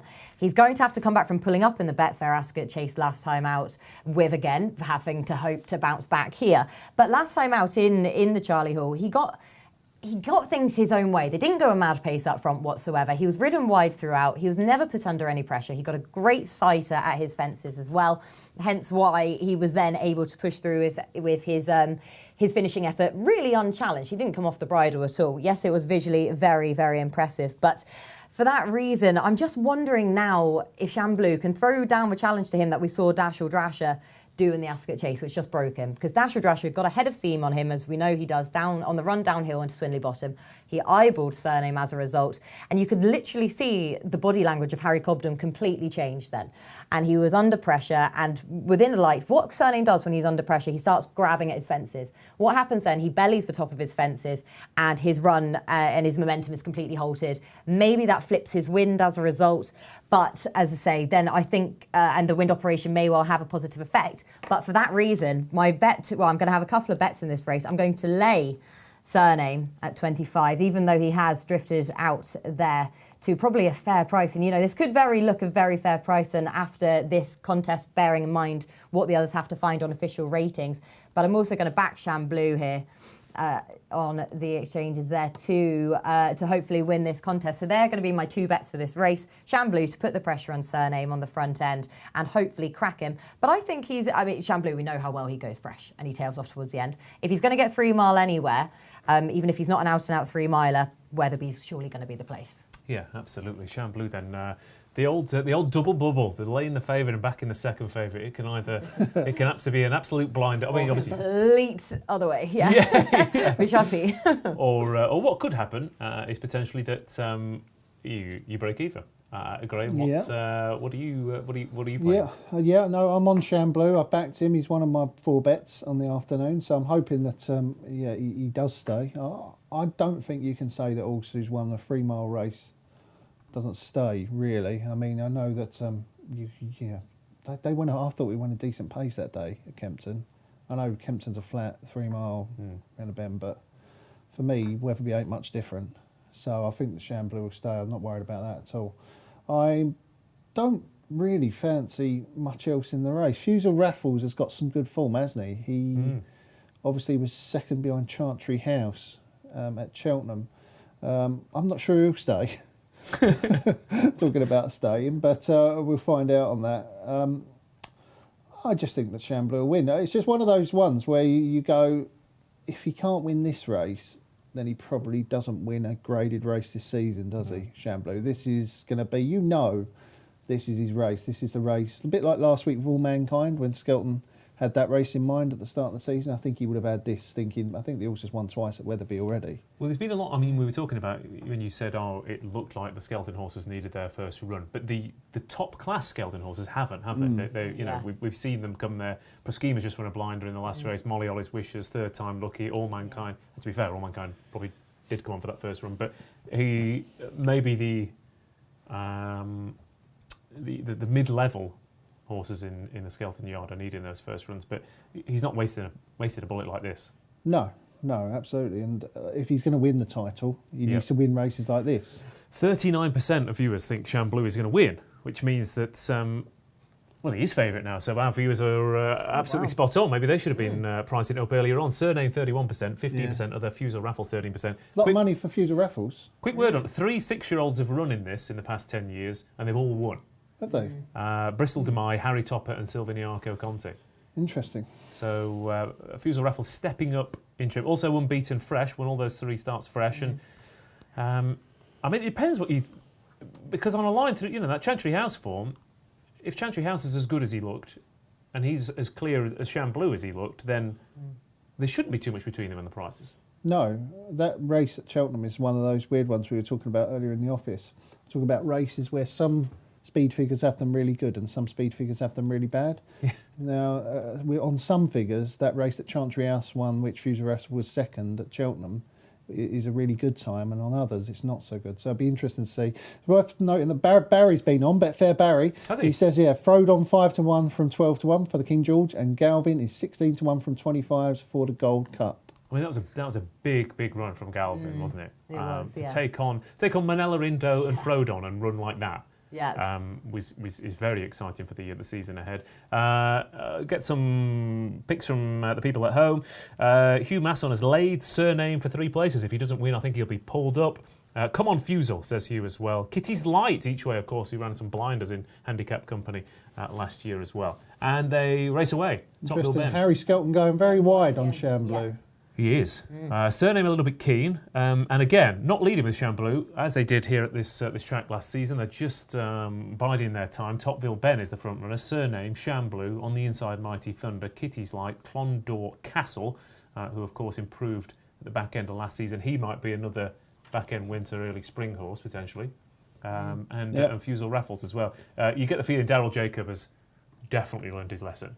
Yes, he He's has. as wide as he possibly can be here. Yeah, he's 4 wide. Yeah, 4 wide there, held up. See, this is a concern I have about Fusel Raffles. I was pretty disappointed with him at Newton Abbot because I was really hoping against Brave Man's Game he was actually going to put his jumping under pressure on the front end to be sent on forwards with that experience to put it up against the chasing debutant. He was held up and he was fresh and gassy, and that's why when they stepping up to 3 miles here, really wasn't entirely sure that was going to suit. And again, he's just a bit too on the bridle there, being ridden out wide, and you'd have to question whether or not that's going to suit him as he steps up to 3 miles in this race. I wonder if they ever thought they could beat Brave Man's Game that day, because they had to give him... That's the way they rode him. Had to give him an insane amount of weight, didn't they? Were they giving him... something like 10 or 12 pounds of Brave Man's Game, which... Do you think it was one they just accepted? Look, I just wonder if they thought... It seemed like it. That's the way it sort of looked, and the way that they lined up and then sent him out. You say giving him weight in the intermediate chase did make sense, but...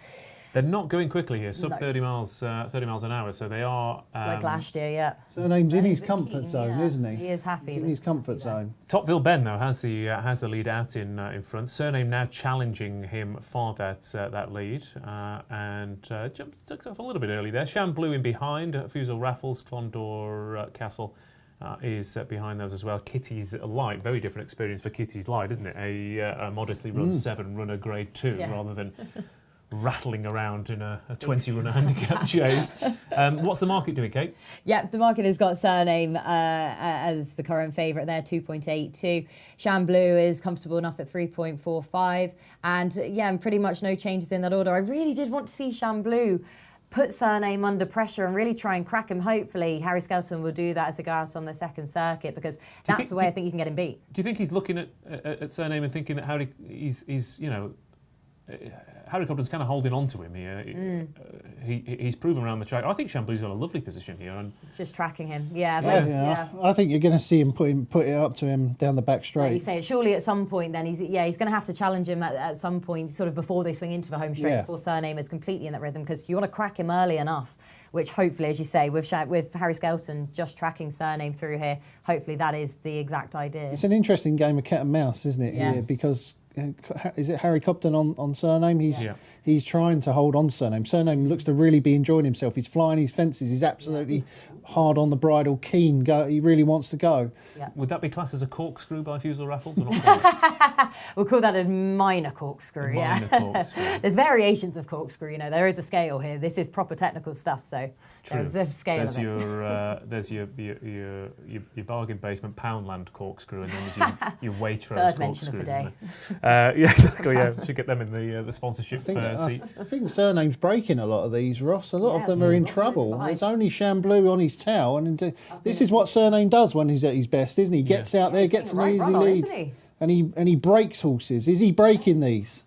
He's out in front. I mean, Shamblu's going with him though, which is credit to Shamblu. In his comfort zone still. Yeah, behind those, Topville Ben has dropped away. Mighty Thunder's really struggling. Clondor Castle, of course, who, like I said, did improve to be a Grade 1 horse last season. That is a lovely jump by both the front two. Fusel Raffles back in third place. Clondor Castle trying to go through the gears.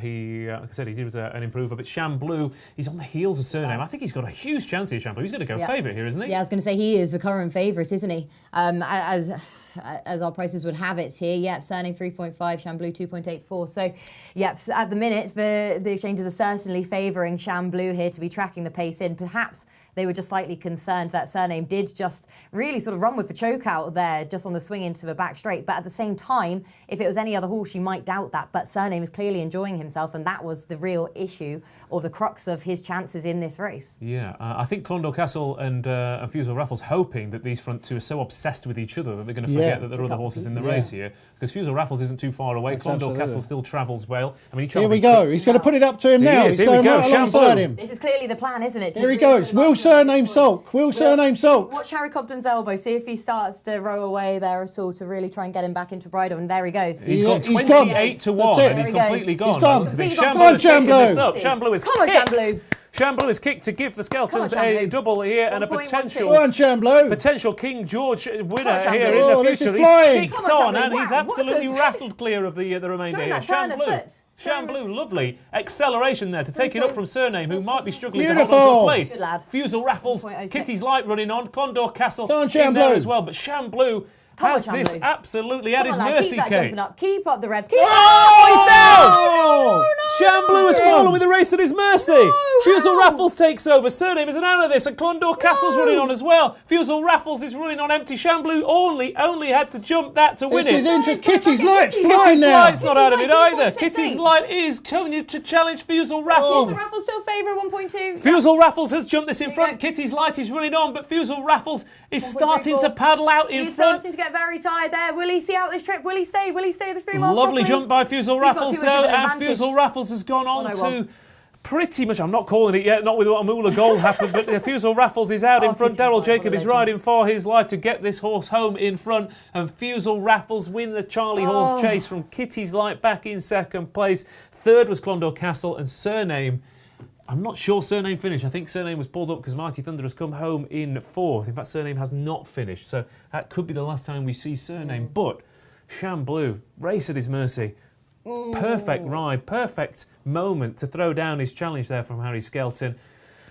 I'd have to see a replay, but it was a crumpling fall, Kate. A horrible fall. Luckily, it was one of those ones where it's slow motion. We're just getting images now of him up okay with Harry Skelton giving him a pat. So hopefully the pair of them none the worse for that, because it really was an absolute cruncher, wasn't it? Have to see a replay here for exactly what he got. Oh, he's just completely stepped into the middle of it, chested it, not got any height, couldn't get his legs out, and as a result is just, there was no way he was getting himself out of that, clear or not clear. A low of 1.04. So, yeah, he looked as he had, as I say, no one can dispute he had the race at his mercy. The way he trapped on there at 37 miles an hour, swinging into the home straight, still full of running, and still, he had jumped so well every other fence up until that point. Absolute crunching fall, so there's no doubt in my mind that Shamblu would have won that. Surname, again, as soon as you head him, as soon as you get there and eyeball him, he just cracks. I don't think he's been the same horse since that Battle of Altior in the... in that Ascot chase. So, yeah, unfortunately, as you say, Surname, the wind operation doesn't look as though it's had the trick. And Shamblu almost did exactly what I wrote about in my column, but unfortunately, you never can predict this game. I'm going to be asleep on that train later on because it has been a dramatic 45 minutes. I mean, it looked a good day's racing on paper. I mean, he's definitely got up okay, hasn't he, Shamblu? Everything's okay with him, but I mean, it reminds me a little bit of Mike Bite, of course. Yes. At Kempton, where you thought everything has gone to plan here.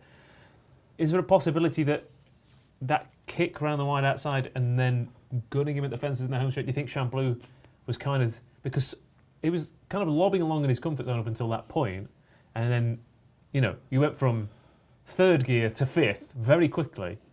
Yeah, I mean, he was brilliant the whole way round, apart from at that fence when he just didn't get off the floor. It's such a shame because I think we're about to see the performance of a really exciting 3 mile chaser, one who could shake up the best. Certainly on a flat 3 miles anyway, he would have been a big player in the King George and will still be, provided that fall doesn't leave a scar, because it was a really, really horrible fall. But luckily he seems okay.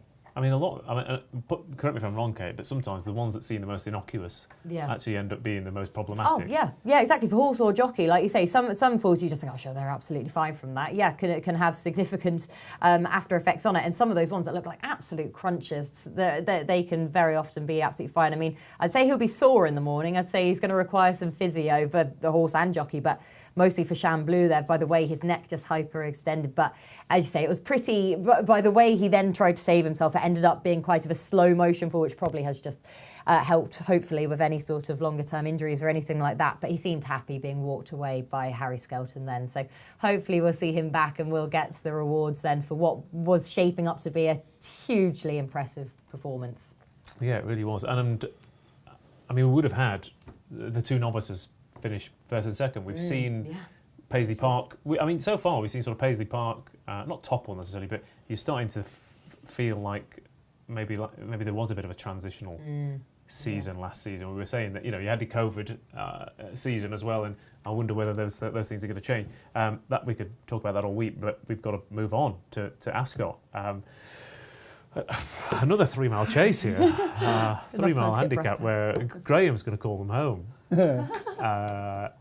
Vindication is favourite here. who of course was second in the Charlie Hall last season. And is taking an easier route. Won this race back in 2019 and returns for another crack in 2021.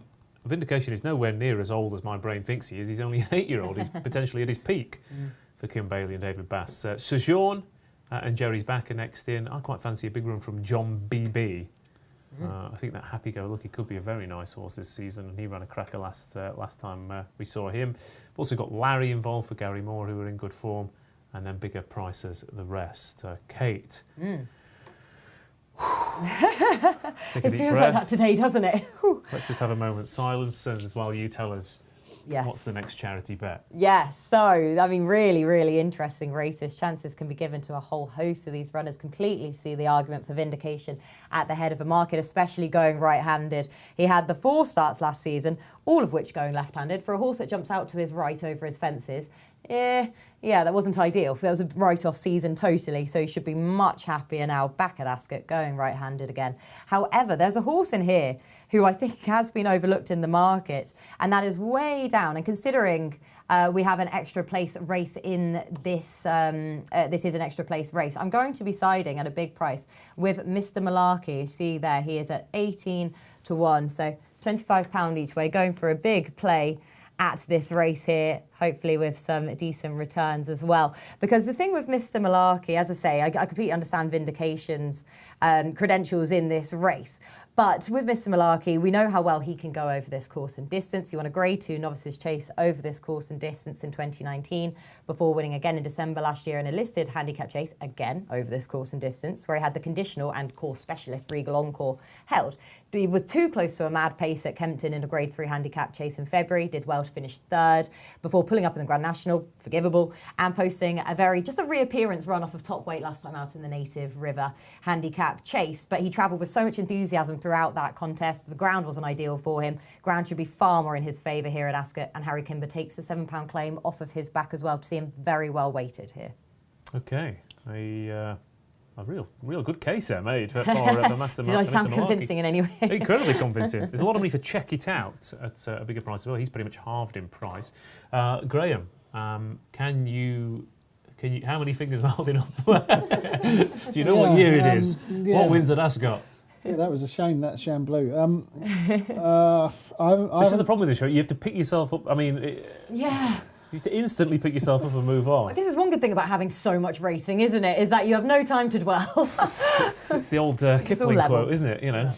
I think he liked to bet, didn't he, old Rudyard Kipling? I'm sure he did. I thought this was, I swerved this race, Ross. I didn't fancy anything in particular, mainly because I think the Fab will win. I think Vindication will probably win, but he's not particularly well handicapped on last season's form. Although, as Kate says, all of that was left-handed, and he is a weird jumper. He is a weird jumper. I don't think he's a very good jumper, but he's safe. He's not going to fall. He's just fairly slow at his fences, and that is always a slight concern, obviously, when he moves up into that top grade, as we saw last year when Surname beat him, and he just falls below top grade because his jumping isn't quite up to it, but the engine is there. It's like a shot out of the bunker, isn't it? A looping. That's his style almost. It's not a. He's not fluent, is no. he? But he's safe. Yeah, I mean he's high enough, and but he's just not fluent enough to win top class races. But he's definitely fluent enough to win races like this because he is probably a Grade 1 horse. If he could jump properly, he would be a Grade 1 chaser. Yes. But he's still got a Grade 1 engine in there, so he only has to get from one side to the other in this sort of company. Even under 11 stone 12, it don't really matter, and he's just better than them. It's a soaring glory, essentially, isn't it? Yeah. He's gone up to a certain level and he's been outclassed, and he's come back down, and this is his level. Yeah, absolutely. I quite fancy John B, but I'm hoping he runs a good race. Again, first time out in a handicap chase at this time of the season, you never quite know what to expect. But this horse really ended the year in great form last year. He only had 3 runs. He won on his reappearance at Weatherby last season as well. But I thought it was an absolutely cracking run behind Happy Go Lucky, who admittedly it was a kind of a weak handicap chase. I thought the favourite was, he took advantage of a great opportunity there for Kim Bailey. But what's Happy Go Lucky rated now? 157, and he it's not entirely out the realms of the possibility he could be a 165 horse if he carries on. So we're talking a genuine possible graded performer that he ran into, and I think Tom Lacey's in pretty good nick as well. So wide open stuff. At home, bid on Glen Forza in the place market, says Hugh. Small bet on Benny's King, who's one of my favourite horses to back second time out. Let's see if he runs well. First time out as they get to the first. Hopefully they'll all get over it. They have, but Larry at the back was pretty rusty there. Benny's King is a little bit keen, but out in front it is One More Flurry, who is leading up from Sojourn. On the inside is Glen Forza. On the outside is Regal Encore, who's got the starred cap in the McManus Silks. The other one is Jerry's Back, of course, who's a perennial hold-up horse. He's never won a handicap, but it feels like Jerry's Back again is another one like Vindication that's been running for years, but you don't really see him very much on the track. Oh, go on, man. Jerry's gone. Jerry's Back is gone, as unseated the rider at the back. Then we've got John Beebe. On the inside of him is Real Steel, but it is One More Flurry, who, again, setting a no more than steady... Oh, and John Beebe's gone there. Wow. Out the back. That's 2 out of the race. 2 fancied horses out of the race there early on at Ascot. And these two have started to race each other, Glen Forza and One More Flurry. And Glen Forza's suddenly gone into 5-1 favourite here, Kate. Yes. And you say, favourite. Yeah, second favourite. They have Vindication still at 4.1. The market's still pretty happy with how he is going so far. I haven't noticed any notable jumping issues from Vindication as of yet, but there have been a few other notable ones that have probably taken the eye more so as a result. But yeah, very interesting here that and Sojourn is being very well backed as well as Glen Forza. Yes, so that's where the money is lying at the minute. Yeah, Glen Forza, who this time last year was rated 154. And was sent off 9-1. Vindication's being pulled up. Vindication pulling up. Vindication has been pulled up, so it is not going well for the fancied horses in this. And Sojourn's just made a horrible error there. Me. We could end up with the first 5 in the betting all being out of the race at this rate. And like I said, the very well handicapped Glen Forza has suddenly. Yeah, so you can see why he's shortened in price, because he's the only one out of any mischief of those in behind. He's just been allowed to career away here, hasn't he? Yeah. Like I said, he's a very good horse with Mick Shannon, wasn't he, Glen Forza? Yeah, he was. I put something in about Charlie Longston's first time out after a new stable today, and the record wasn't great. Usually they would need the run after joining from another yard, but we will wait and see here, because Glen Forza is a million miles clear, but I don't think he's going to stay there. It would be some ride and some performance if he did. Glen Forza out in front, One More Flurry. Sojourn, another not fantastic jump, and Larry. I think at this rate he's some really interesting jumping in this race for a handicap chase. Yeah, grade 3 handicap chases. This is it's not a breakneck blistering gallop, is it? Doesn't look it, does it? Fences have been catching them out. I thought that the one that Kieran Geffins rode in the last race was Home for All Money. Oh, and that was further clear than this one. Yeah, that is true. Oh, goodness me, I've almost half forgot about that. Don't worry, you'll be reminded when you get home. His mum's actually just messaged me with just a whole load of angry face emojis. I think that's the only way you can put it into words in the matter entirely. Yep. Your fancy Mr. Malarkey is still in with a squeak as well, albeit it is. I'm going to say it's a 2-horse race, but it's a 2-race race out here with Glen Forza. Glen Forza's on his own. He is on his own out in front. It's almost a Piper McCoy-esque. Yes. He's almost a fence clear. He is. He's an absolute mark clear. Larry makes another mistake at the back. Real Steel starting to move in. Benny's King, who loves this track, is bidding to give compensation for the Skelton Yard. But any time I mention a horse, they jump the next one badly. So apologies if you. Is that him? Is that Regal Encore? Yeah, Regal Encore. The 13-year-old Regal Encore travelling it. He loves it here so much. The course specialist. Regal Encore is coming to it. Glen Forza is still out in front. It looks like they're going to bypass one here. Again, we had a couple of falls, so hopefully that is merely a precautionary measure, but they are bypassing, and Glen Forza has gone even further clear. They are bunching up for the places in behind. Sojourn is in there with a chance of a place. We've also got One More Flurry still going. Regal Encore starting to are you going to call it, Ross? Is this going to win or not? I mean, this is miles clear. It is. It's a track that suits these. 2.9. Yeah. I don't think it wins. You don't think it I wins? think it stops. I'm trying to remind myself, this is the time, if I was betting him running, when I'd be scrolling through his form saying, does he definitely stay this trip? And the question is, no, he has not guaranteed it. No. So Glenn Forth, they are starting to get a little bit closer here. plateauing. But the problem is that everything else is making mistakes. Yeah, and isn't finding anything else, is it? Check It Out, 5.8, 5.6. Check It Out is the one who's getting behind. into it. He was well back before the off, but Glenn Forster still has a wide margin over the runners. Larry, to his credit, has barely jumped a fence, but he's still coming into it. Check It Out, Sojourn, Real Steel, Regal Encore, Larry, Benny's King. They are thinning out here desperately. Glenn Forza, though, is he starting to come to the end of his tether, and that won't help? That would suggest. It was a tired jump there. Check It Out looks the biggest danger here. Now is when they really start to feel it, because now they're turning into this stiff uphill finish. Yeah. We've got an paddling. informed tiring badly. Davies, but it's Glenn Really Forza in is. front. Larry's still not 27 out of this Glenn either. Forza. Larry has barely jumped a fence, but he's starting to get a right old head of steam up down the outside, and it could be another Gary Moore winner. 1.56 Larry. Glenn Forza's absolutely out on his feet in front. Check It Out, Regal Encore, Sojourn and Larry all have a chance. Larry, this is like that Weatherby race earlier on where the winner didn't jump a fence but still came on to score. Whoa. And Larry has gone clear. Larry goes clear for Gary Moore and Jamie Moore. Takes it up from Check It Out. Glenn Force's race has been run. Regal Encore is challenging as well. I don't want to call this because this has been Ascot so far and it has been desperate finishes. Lovely jump from Larry. No, Check surely It Out. he holds on. Glenn Forcer and Regal Encore are challenging for the places, but Larry did not jump a fence early on. I thought at one point he might be pulled up because he barely got over them, but he has come home very strongly indeed, and he wins. That happened in the last race. In the end, by about 7 or 8 lengths from Check It Out, Regal Encore and Glenn Forcer.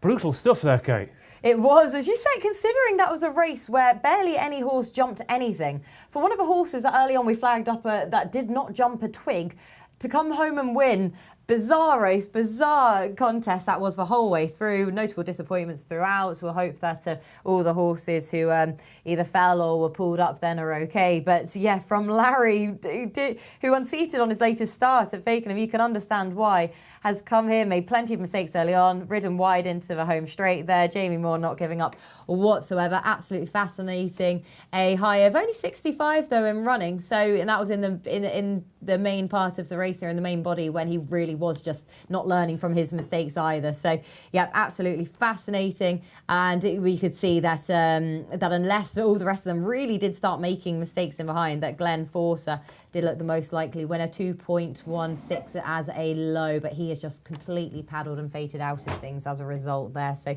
and it looked like Check It Out was going to come and keep improving the form for the Twist and Davis team, who we talk about horses in and out of form. Well, they had a torrid season last season, didn't they? But clearly very well handicapped horses.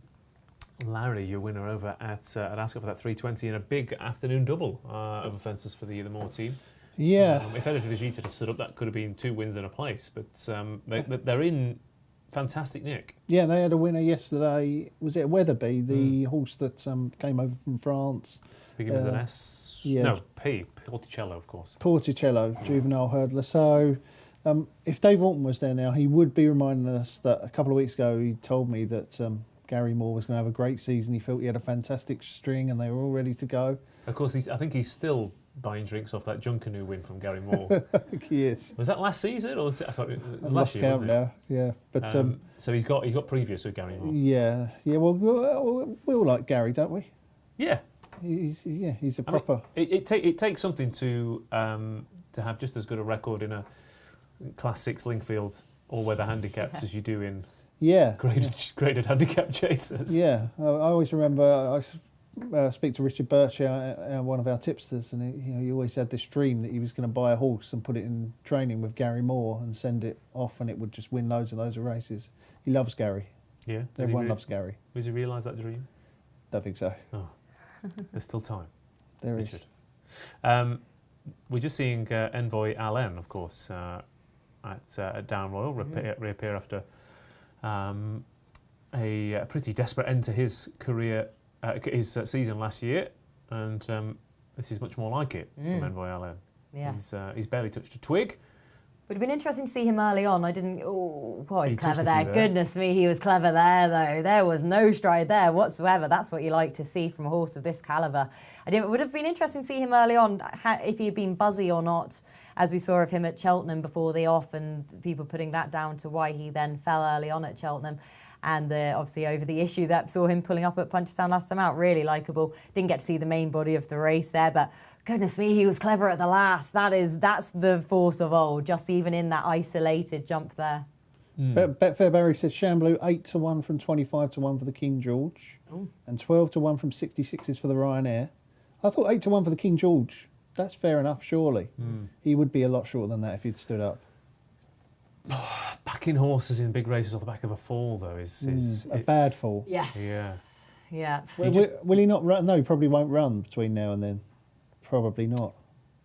What would you? See, the old days, he might have run, mightn't he, somewhere? But nowadays, they like to give him like 6 weeks off in between races. Nowadays it is, isn't it? It's Charlie Hall, then King George, rather than. But you get the feeling, for example, I think Manella Indo certainly benefited last season from being given another spin after that fall. Fall. I mean, could you not go for the Betfair Chase or something like that? How many Or weeks have we got until? Yeah, you could, yeah. Betfair 3 Chase. weeks, Yeah. 4 weeks. Because he handles bad ground. Yeah, as he well. handles. Yeah. But again, the point is, you're trying to get him. You're trying to make sure there's no confidence issues, isn't it? Yeah. Just giving him a clean round before you go into it. I mean, I thought I backed Protectorat at sort of 50s for the King George because I thought he might be Skelton's King George horse. Yeah. I thought he might turn up today and go Yes. on to the King George. But of course, he's going for the. Where is he Is he going? going for the Paddy Power? Protectorate, I think it might be. The horse for the Paddy Power is Layla, isn't it? That's the one that's going to win the Paddy Power.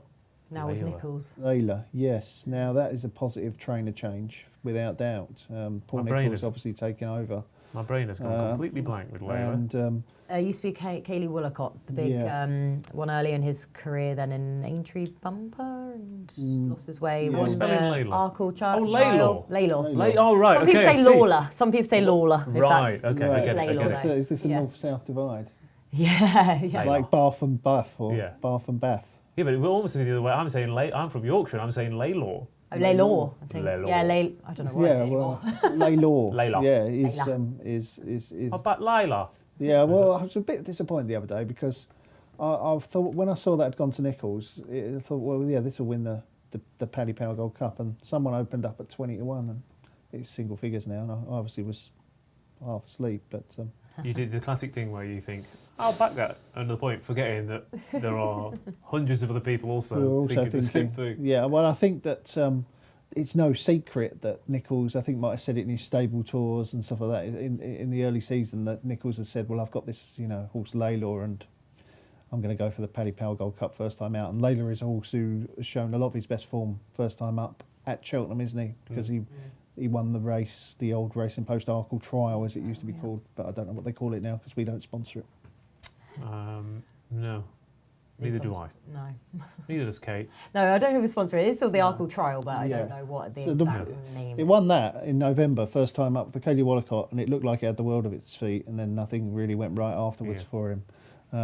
So it'd be interesting Because to he see what sent off. Nicholson did. Yeah, I mean, he might have been. Did he sent off favourite? It might have been Glen Force. There was I mean, just seen Glen Force, but there's been a lot of horses. There was that. Was it Duke de Genevieve's year? Was it? Possibly, yeah. Where? Yeah, because he did. Oh, was that him? Not sure. I have to be careful. I once there's a horse called Waiting Patiently. You know that one? Yeah. And he was trained by someone else, wasn't he? And he's gone somewhere else now. What's that one called?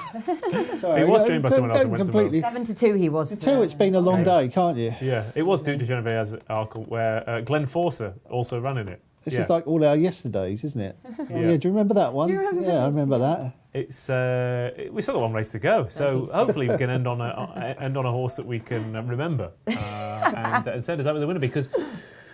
Whew, it's been frustrating stuff, that's for sure, this afternoon. But it's been fantastic stuff. He's going to take a while for it all to sink in, and we've got a future Royal Ascot winner about to win at Newmarket as well in the shape of Bay Bridge. So it's all kicking off here. But we're going to Weatherby for their last race of the afternoon. I hope you've been enjoying it at home. We've been a lot of angles on the chat. Sickening stuff. Any that you can repeat? I think everyone just goes on the chat. I think we're almost irrelevant what we say, what we're doing. I think people are just basically have a little chat between themselves. Yeah, it's like going to a gig and sitting in the bar. It's like they don't even care what band's on. They're just having a drink with their mates. So I think everyone's having a good time. I think everyone's betting a few winners. Sounds good. There's definitely been a few booms and great shouts. I think Hugh Masson's having a fantastic day. Correct me if I'm wrong, Hugh, but by the looks of things, there has been a lot of credit for you out there. So let's see if we can end. What's he on in the last? Well, we know. Well, get in touch, Hugh, and let us know. We know what Graeme's on in the last. It's his best bet of the day. So let's get to that, because we have a handicap hurdle here with Rathlowl favourites for Jed O'Keefe and Oakley Brown. Our surprise, Mackenberg attracting support, half a piece, 9 to 1, 10 to 1 Pagero, and bigger prices. The rest, we're going to get Kate's last charity bet of the day on, because you agree with Graeme, but you're back in a couple here. Yes, I'm splitting my stakes in this race, because it is wide open, as you'd expect, so a really tricky closer for us. So the first horse I'm going to be backing there to win, half a piece for Graeme there, who I totally agree with to win. But I also really like Mackenberg. Both of these horses here making their reappearance start, which is a notable positive for this race, and Mackenberg representing the in-form Donald McCain yard as well. So he looks to have so much in his favour. So the both of those two, I'm going to split stakes between the pair of them and back the pair of them here, because it is so wide open. Okay, 2 against the field then for Kate. As I just keep an eye on here, here comes Bay Bridge to throw down a challenge to the Majestic Dawn, an interesting race over at Newmarket. But Graeme Rodway, you have waited all the way to this last race. Half a piece, the last bet of my day. I'm hoping that half a piece wins, because I need it to save my day after Chamblou's fall. And she's quite easy to back, drifting significantly in the market, which is always a worry for a horse first time out, of course. Makes you wonder whether he will need the run. But so Pam Slides are usually fairly straight, and she does quite well in this time of year usually, but maybe not. This year we will find out whether this horse is straight enough, but she loves this track as well, then, doesn't she? Yes, she's got a cracking record at Weatherby, hasn't she? Really cracking record. I mean, yes, this horse has got the form to win, no doubt about it. I mean, there was a run at Cheltenham where he should have won. He fell at the last. I think he finished third back here again. He was second to Albert's back here. He's got loads of course form, like you say. One of my main angles into it really is the jockey, Mr. Jack Andrews. I think he's quite good. He's worth £5. This is where, one of my more controversial angles, which is that I genuinely believe that most jockeys, the reason jockeys ride more winners than others, some jockeys ride, is just because they get better opportunities. So when I see a jockey like Jack Andrews, for example, claiming £5, personally, and me and Barry have had plenty of chats about this. Personally, I don't think that Jack Andrews is a £5 worse jockey than someone like Daryl Jacob, for example, or some of the other pros in there who don't get to claim. Harry Bannister, for example. Now, they might well be more experienced jockeys, but I don't think that it's £5 is the difference. I mean, personally, I think that £5 is quite generous for young jockeys coming up. But it's right, it should be generous, of course, because they need to make their name. And for young jockeys to make their name, they need a claim so they can get on horses. It's right, it should be generous, but it's not often recognised in the racing media for me. A lot of people say, oh, well, he's got a £5 claimer on, that's a bit of a worry. Well, why is it? I mean, he's an up-and-coming young jockey who's got loads of ability, loads of it's the talent. same thing as people say, oh, it's gone up £5 in the handicap, and you think, is that really enough? Of all the things that go into winning a horse race, is that honestly enough to tip the difference? And it's the same thing with jockeys. Is it, of all the things that could go wrong and the amount of decisions and factors that go into it, is that £5? Yeah, I mean, we can use Kate as obviously we know she's going to agree with me. But if Kieran Geffians, for example, was given the same opportunities that someone like Harry Skelton or Brian Hughes, I think he'd ride just as many winners personally. Yeah, of course I'm biased, but I totally agree. As you say, I mean, I'd say it's probably more prevalent on the flat in terms of those proper higher tier jockeys, because you have just got the angle of pace and getting the sectionals exactly spot on. But I totally agree. I think that there is such an over-egging. I was talking about this with someone the other day on jockeys. They say the horse is 95% of it. The jockey, as long as they are capable, they steer them in the right direction, they don't go too soon, they get the horse jumping. And that's it. And as you say, it's just so often the case of opportunities more so than anything else. Yeah, and you learn from opportunities as well. So they are lining up. You were so strong on half a piece that I kind of put off saying how much I fancied Rattle Owl to run a big race here.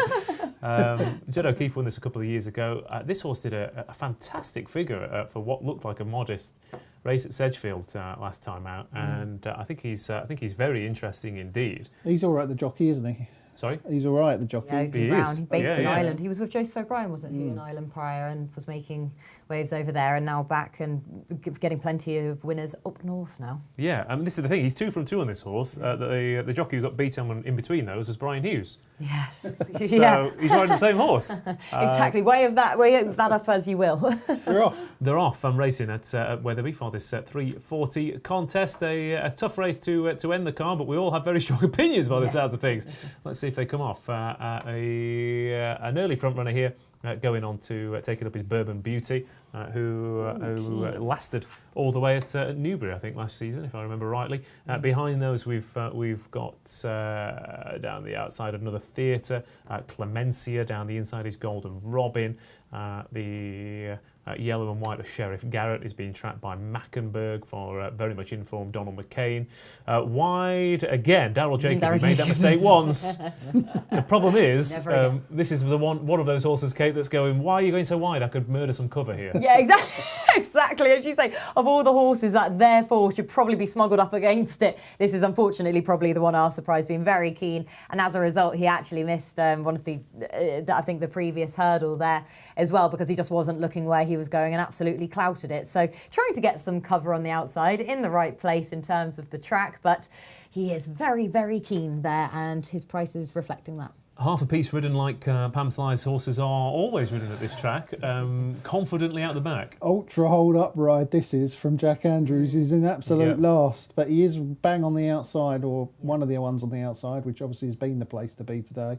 A little bit keen, but I think not stupid keen, so we should be all right, fingers crossed. For Jack-o'-lantern, Andrews, given the time of year. Halloween link. Not sure how hard they're going here, though. I don't think they're going that fast, which is obviously a bit of a worry when you're on a horse who's stuck in last there, Ross. Yeah, it's been. I mean, again, I don't know if it's because you've got a lot of horses return off absences. You know, it's you're trying to. There's not been that many really truly run events this afternoon, have there? But out in front we've got Clemencia and another Theatre. On the inside, I think it's Pen Pal.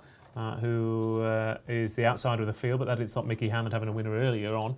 So let's not rule it out completely as of yet. The JP McManus Silks of Peguero. John Joe Neal's already won one handicap hurdle this afternoon over at Ascot, going for a double here off top weights with Kevin Brogan in the saddle.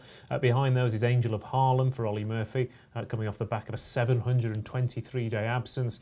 And we also got Eviscerating at the back as well. Rattle Owl, the favourite, has a lovely sit on the wide outside with about 6 behind for Oakley Brown and Jed O'Keefe. But they are starting to go through the gears here. And just having a look for your fancy half a piece still, with only 1 or 2 behind. Mackenberg is making a move, and down the wide outside, Darryl Jacob is saying, OK, I've got a fresh horse here, I'm going to take it up, but our surprise, did not hurdle that one particularly fluently. What's happening in the market? The favourites solidifying, a couple of shortened up. Yep, exactly. Rasselal solidifying their 3.4. Mackenberg shortening up to 5.1. Half a piece shortening up as well there to 8.4. Pajero as well shortening. The rest of them lengthening, if anything. But yeah, they are the ones who are being backed in the market currently. Jack Andrews is making a move here. We've got an unseated Golden Robin as unseated Rain Mania. Rattle Owl's going well as well. They're, as you'd expect for a race where they don't appear to go that fast, they're all going well, but they're all jostling for positions. They are indeed. A couple of slightly sketchy jumps. Yours is going well, Ross. Rattle Owl. Yes. Rattle Owl's going well. Pajero's going well. Half a piece is going well. A few of them are going through the gears here. Mackenberg's going well. So this is still an absolutely wide open contest here for this Weatherby 340 contest. Pajero really catching the eye, but I think it's just those JP Silks. They always catch the eye, don't they?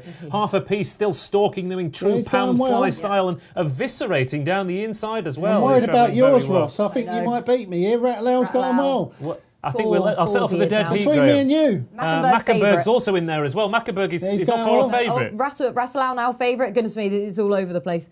Yep, Rattelau now back favourite. Just following you through here, Ross. You are. Mackenberg being challenged now by Rattelau down the wide outside for Oakley Brown. We've also tanking got on half yours, a yeah. piece. Rattelau eviscerating Mackenberg and half a go. piece. Who is going to land the 340 at Weatherby, our last race on Racing Post Live? Rattelau still travelling very well. Mackenberg is going to be a hard horse to pass, though. He just skipped through the top there. Rattelau being ridden very confidently. Half a piece. Here comes half a piece for Jack Andrews as well. Rattelau, Mackenberg and half a piece. Oh, Rattelau's fallen. Rattelau's gone when having the race at his mercy again. It's another absolute pillar. And here comes our surprise, who's been incredibly keen throughout and is still finding. Surely half a piece has a chance, Graeme. Half a piece. Pick him up. Come on. Come on, Graeme. Come on, half a piece. Get up. Call him home, Graeme. Call him home. Come on. Half a piece is getting up. Our surprise. Half a piece. Go on! Come on, half a piece. Yes! Well done, Jack Andrews. Top man. There you go. Beautiful. Half a piece wins the finale. Nicely done. Beats our surprise into second place. Wow. Third, I think, was Mackenberg. And would I have beaten you? Would Rattelau have beaten you? That's the question. I hope everything's all right with Rattelau. Let's I hope hope so. Oakley Brown gets up as well. But half a piece, Pam Sly at Weatherby, given the peach of a ride to win that race and to score for Graeme and Kate. Well done, guys. I will leave Graeme mostly to that. Do you want to know a funny story quickly about this horse? I got a new kitten on Wednesday. And kitten or kitchen? Kitten. Right. Yeah, the little one, as they are. And I went to Gina and Tom Ellis's place, and Jack Andrews was there doing the board because that's where the kitten came from. And I went down to pick up the kitten. Jack Andrews was there and said, "Oh, are you looking forward to this weekend?" Because the pointing season restarted. He said, "Oh, I'm actually not pointing. I'm going off to ride half a piece." Think he has a monstrous chance because he was the horse that gave Gina the full. I'm being put on to take my £5 off of his back to give him every chance. And give him a good shout there. So I'm happy that you napped him then, Graeme. And my kitten's. You're going to call it half a piece? I don't know what I'm going to call it. Yeah, it's got a catchy ring to it, hasn't it, for a cat? Half a piece for a cat. What do you think? Yeah, exactly. She'll be very proud, I'm sure. Pam Sly?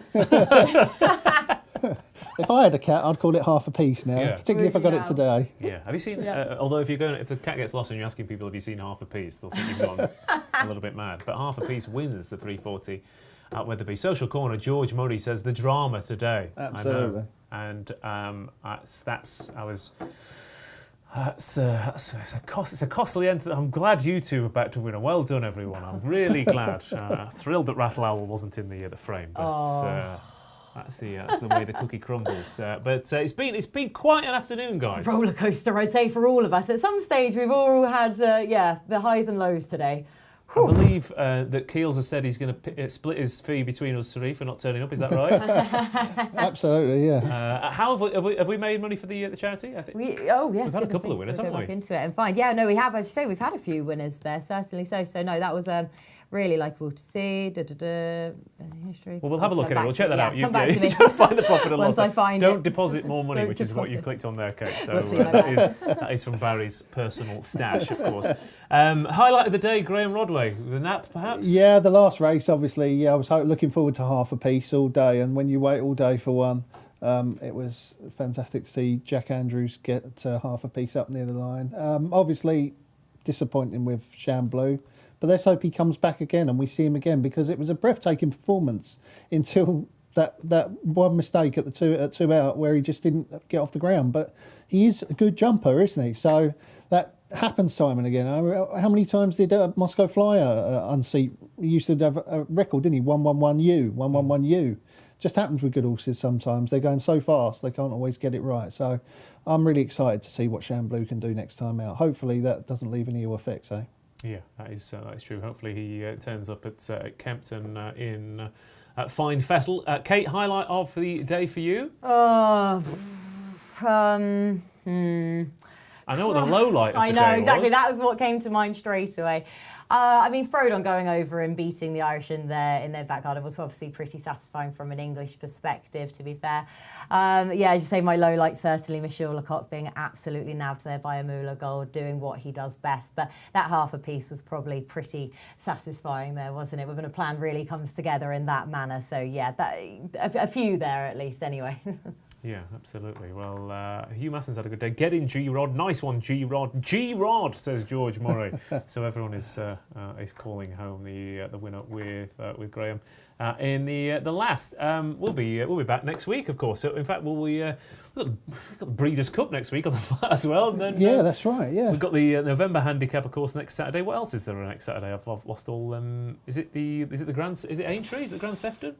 And the it is. Yeah, they've moved that the old meeting. Road, yeah. They've moved it. They've moved that race used to be the Sefton used to be later in the month. They've moved it to give it more of its own day. Yeah. So because they used to have two of those Grand National races on the same day, which never really made much sense to me. No, it didn't. They've moved. It's such a feature event over those fences. Anything. Yeah, anything. So now they've got the Sefton this month and the Beecher next month. They used to be at the same meeting, didn't they? I think. Yeah. So we've got a fantastic week coming up here at the Racing Post as well. We've got, like I said, with the Breeders' Cup, we've got Aintree, we've got the official end of the flat season as well, and the clocks will be going back. So we'll be starting at 9 a.m. I think next week as well. Racing Post Live. Kate, thanks ever so much. You've done a grand job. Oh, thank you very much. Yeah, no, I was just seeing how much money we won for charity there. Mr. Malarkey actually ran into a place. I can't believe it. £115 return there. Corran Cross also going in there at £52.50, and then our lucky 15 has returned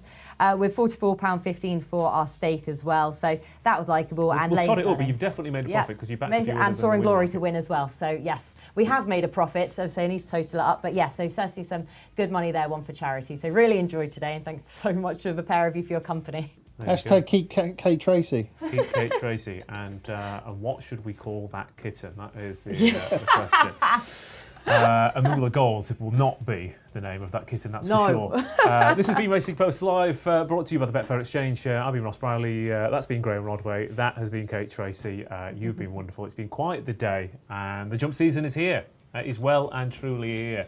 It's going to be a fantastic winter for National Hunt fans. See you next week.